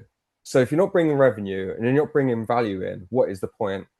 We're working with a few clients at the moment that have really seen like a big hit in terms of traffic because of their blog content and because of AI search. Actually, the blog content they were producing 3-4 years ago, it drove clicks, but when we actually looked into the data, nothing was happening with it. And actually, what is the point of this content and continuously creating that if there's no additional benefit and people are actually going to convert? So AI search has eaten up clicks to blogs, but it's now time to focus on what actually matters. And ultimately, it always has been, always will be the user. So let's still use data points to inform content ideas. We can use traditional SEO tools. So I'm looking at wide leg jeans here. Let's have a little look at like what people are searching for. How can we then go and create content off the back of that? We can then use something like TikTok Creator Search Insights to kind of validate that. You can see these little gray graphs on the right are saying like, actually, there's been an increase in people looking around like how to style wide leg jeans. So let's amalgamate that data and create the content. But now we can actually overlay AI visibility data as well. So what we can do is we can then see what type of content to produce. So we know what people are searching for. We know what we can create, but actually this gives us a little bit more guidance in like, should it be a ranked list? Should it be a YouTube video? Should it be an amalgamation of the both? And I think that's kind of shown on the right-hand side, but on the left-hand side as well, it shows where like kind of what sources are being pulled for these prompts. So in this specific example, we can see there's been a decrease in Reddit, but actually an increase in GQ magazine.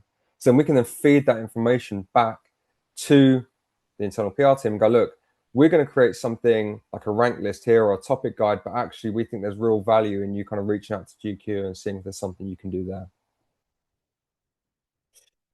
So again, on Searchable, it shows you the type of content that you can create and it gives you like a priority score. So what's great about this is, for example, if we look at the first one, it says create a ranked list.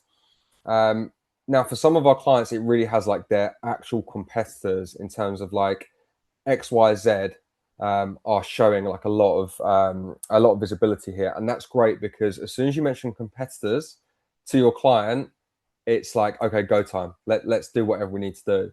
But what's cool is that in this first part, it shows that in 30% of responses, this type of content is showing up.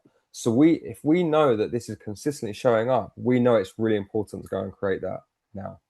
And this is what has been great for us, is it informs the type of content rather than let's just go and create content.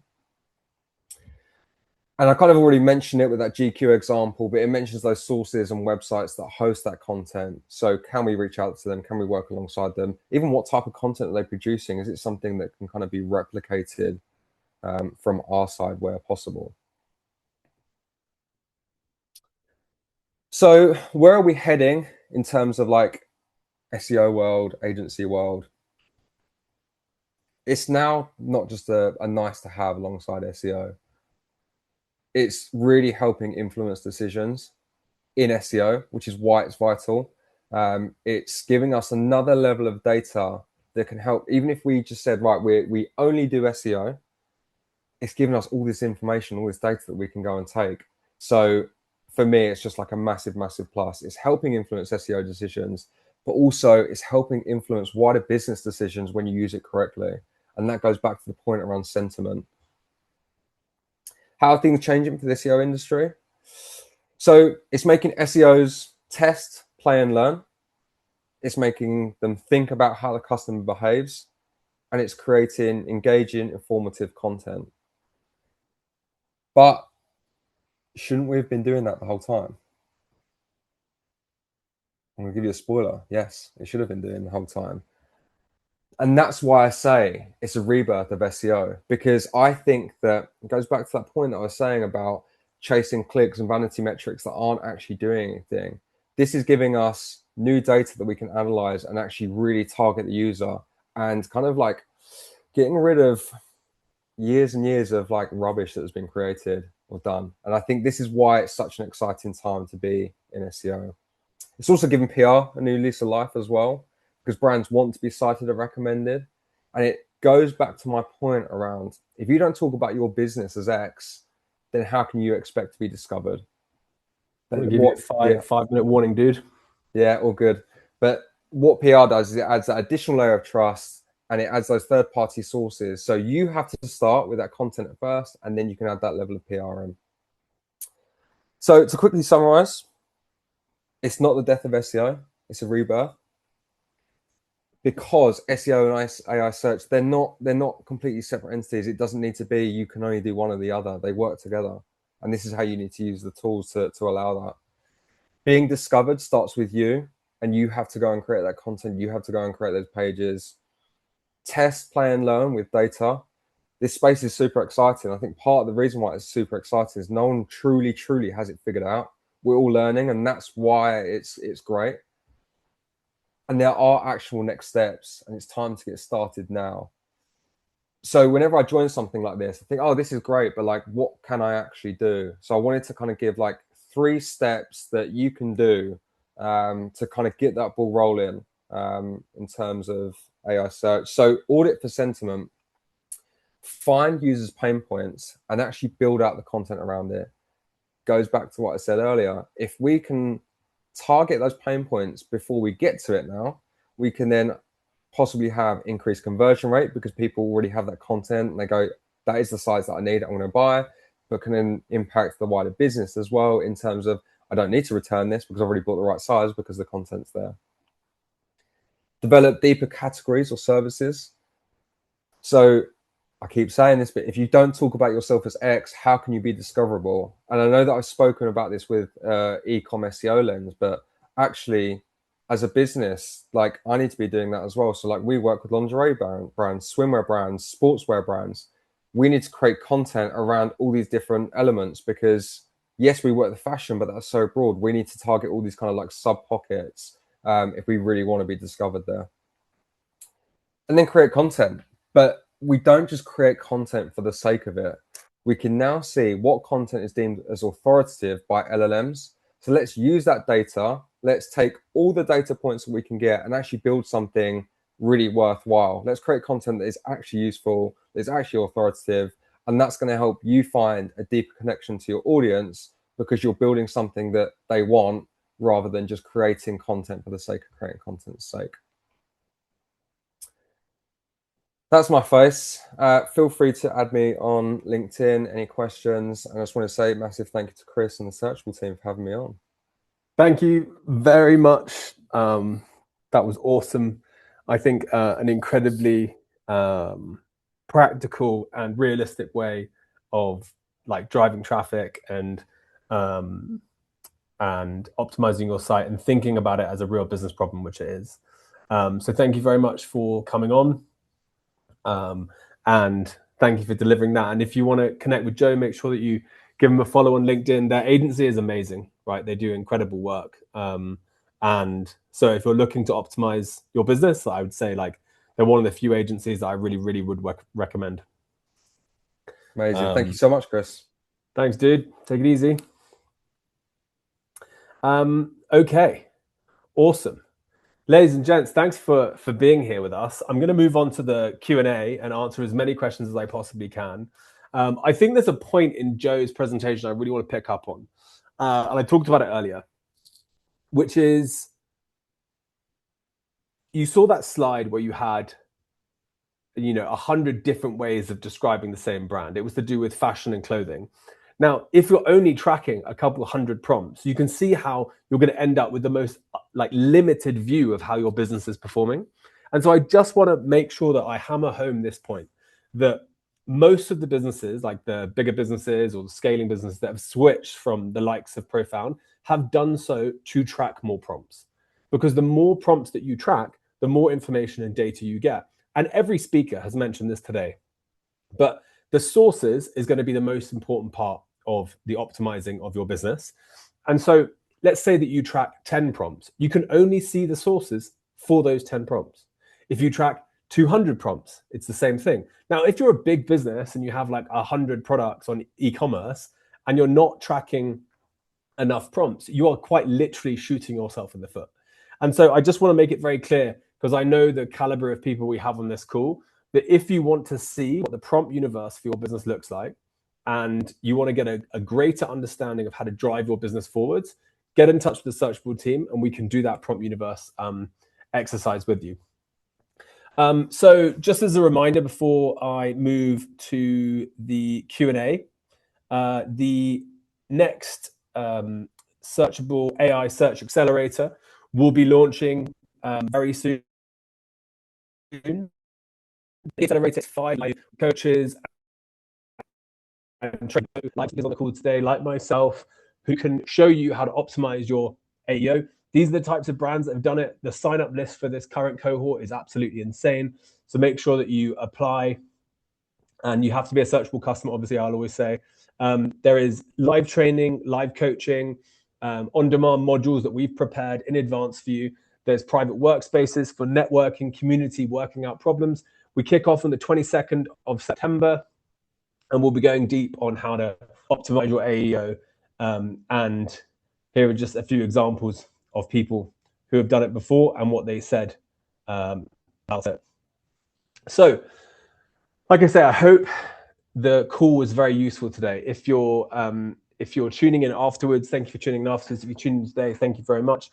I'm now going to pull up the Q&A, and I'm going to try and answer as many as I possibly can. So let's get into it. Someone said, "Woo, Salt Lake City." Yeah, I mean, it's a great place. We now have an office here, so if you're in town, say hi. Someone says, "Why is Claude trained on Brave?" Well, I think that the core thing to put across is that outside of that business, no one is going to tell you exactly why they make their product decisions. As a marketeer, though, my job is to work out the state of play and the rules to which you're able to optimize. And so whether you're looking at Gemini or Claude, I don't really care why they made the decisions they did. I care about how to optimize things moving forwards.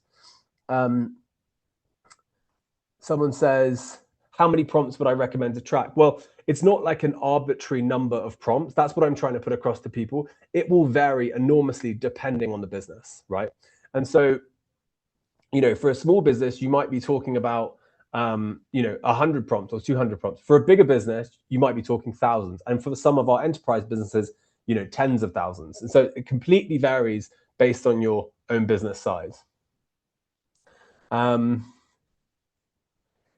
If your organization is only now starting to optimize for AI, are you late to the game? Honestly, no. We are so early in the AI evolution, as it were. And I think that that's really important for people to take away, is that some companies are obviously much further ahead, some companies are much further behind. But the companies that are behind, you've got 6-12 months before I think it becomes standard that most people in businesses are using AI to an extent, but that will be like using a chatbot. And so I don't think you're late at all. I think there's a huge amount of opportunity. How much is the cohort? The cohort is for brands. You have to have a pro plan on Searchable. So it's $125 a month, $125 a month.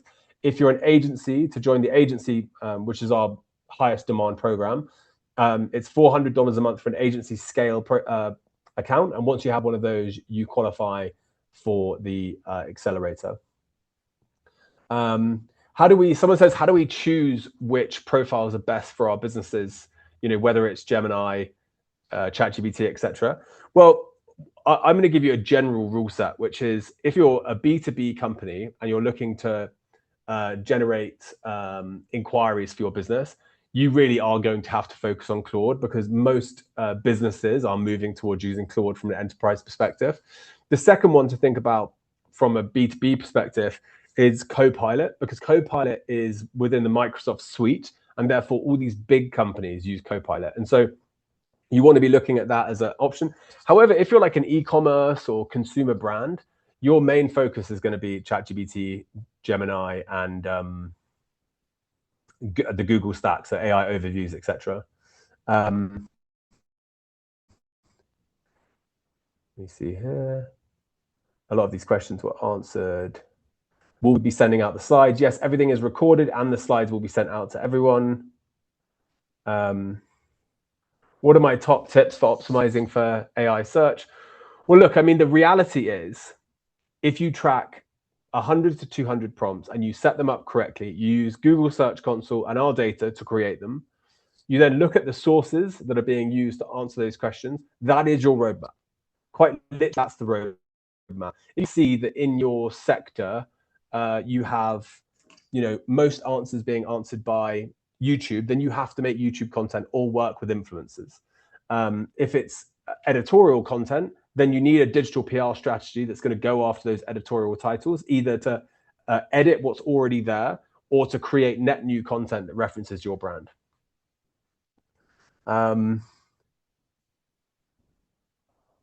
You can't, someone's saying you want to track how successful your content is right now on, and you're with Profound. I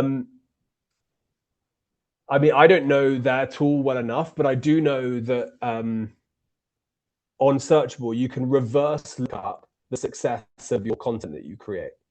And so you are able to see like how successful your Instagram posts are, your YouTube posts, et cetera, the content you're creating. You can reverse look that up and see how successful your existing marketing is, which is a really critical feature. So just book a demo with the team and we'll show you that.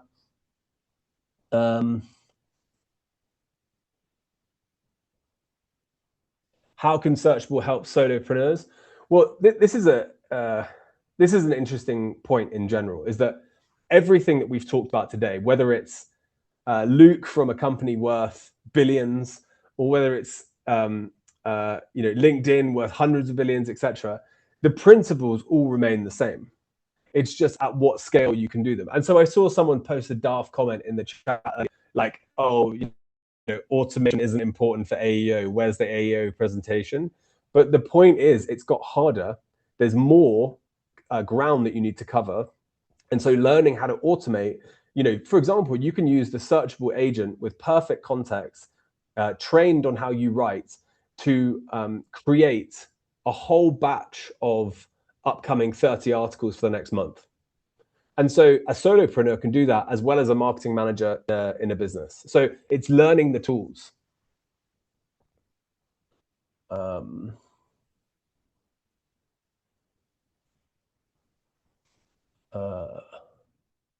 So someone says, how can I track the success on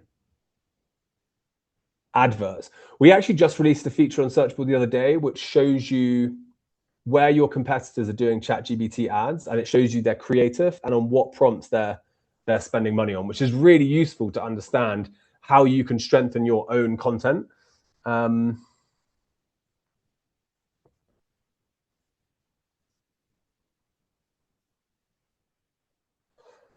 What are the things I would do next? I mean, take tracking for granted, okay? You have to track to understand this, but create content and refresh your content. Those are the two things, really. I mean, of course, I think I could give you a playbook that is like 100 actions long, from anything from creating LinkedIn posts, tracking more prompts, creating YouTube videos, writing more articles, freshening up your content. Use the Searchable agent to rewrite the meta descriptions and meta tags of your posts. Like, the list of SEO is so significant that we had whole teams of people. Like Joe was the head of SEO in my agency when I was like 29. Like, we've both been doing this forever. And the list of things to do is so significant. And so it's not just one thing. So stop looking for the magic bullet and appreciate that if you win in this game, it is so valuable to your business. So I'm going to try and take one more question. Someone says, have I changed my opinion on LinkedIn articles from this time last year? I wasn't the biggest fan last year.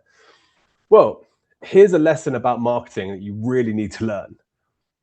what is the right thing today is not necessarily the right thing as of a year ago, because these platforms have algorithmic determination as to how content is spread. And so a year ago, you could get advice on how AEO worked, and it wouldn't be that relevant today. And so if I was saying, like, I'm not a huge fan of LinkedIn articles last year, I would say that at the time, there wasn't a strong argument as to why you should make them. And had you focused on creating predominantly posts, then you would grow your following, have a bigger following. And actually, I have even better data than LinkedIn on LinkedIn posts recently, which is if a post gets over 500 likes, its propensity to be cited is at like 80, 90%. And so if you build a strong personal brand through posts and then you start creating articles, that's clearly a strategy that's going to work even better for you. If there's any questions in the Q&A that I answered or that weren't answered live, we'll follow up in the in a like frequently asked questions in the follow-up email. But ladies and gents, I just want to say thank you for joining. For us here in Salt Lake City, it was an early start. I don't know where you are in the world. Thank you for joining. Thank you for supporting Searchable. I can't believe how well Searchable has done. 8 months since launch. It's crazy. I appreciate you all. Much love to everyone. And if you're interested in driving your AI search, get in touch with the team. If you're interested in doing a cohort, make sure you apply. Much love. Take it easy. Adios, amigos.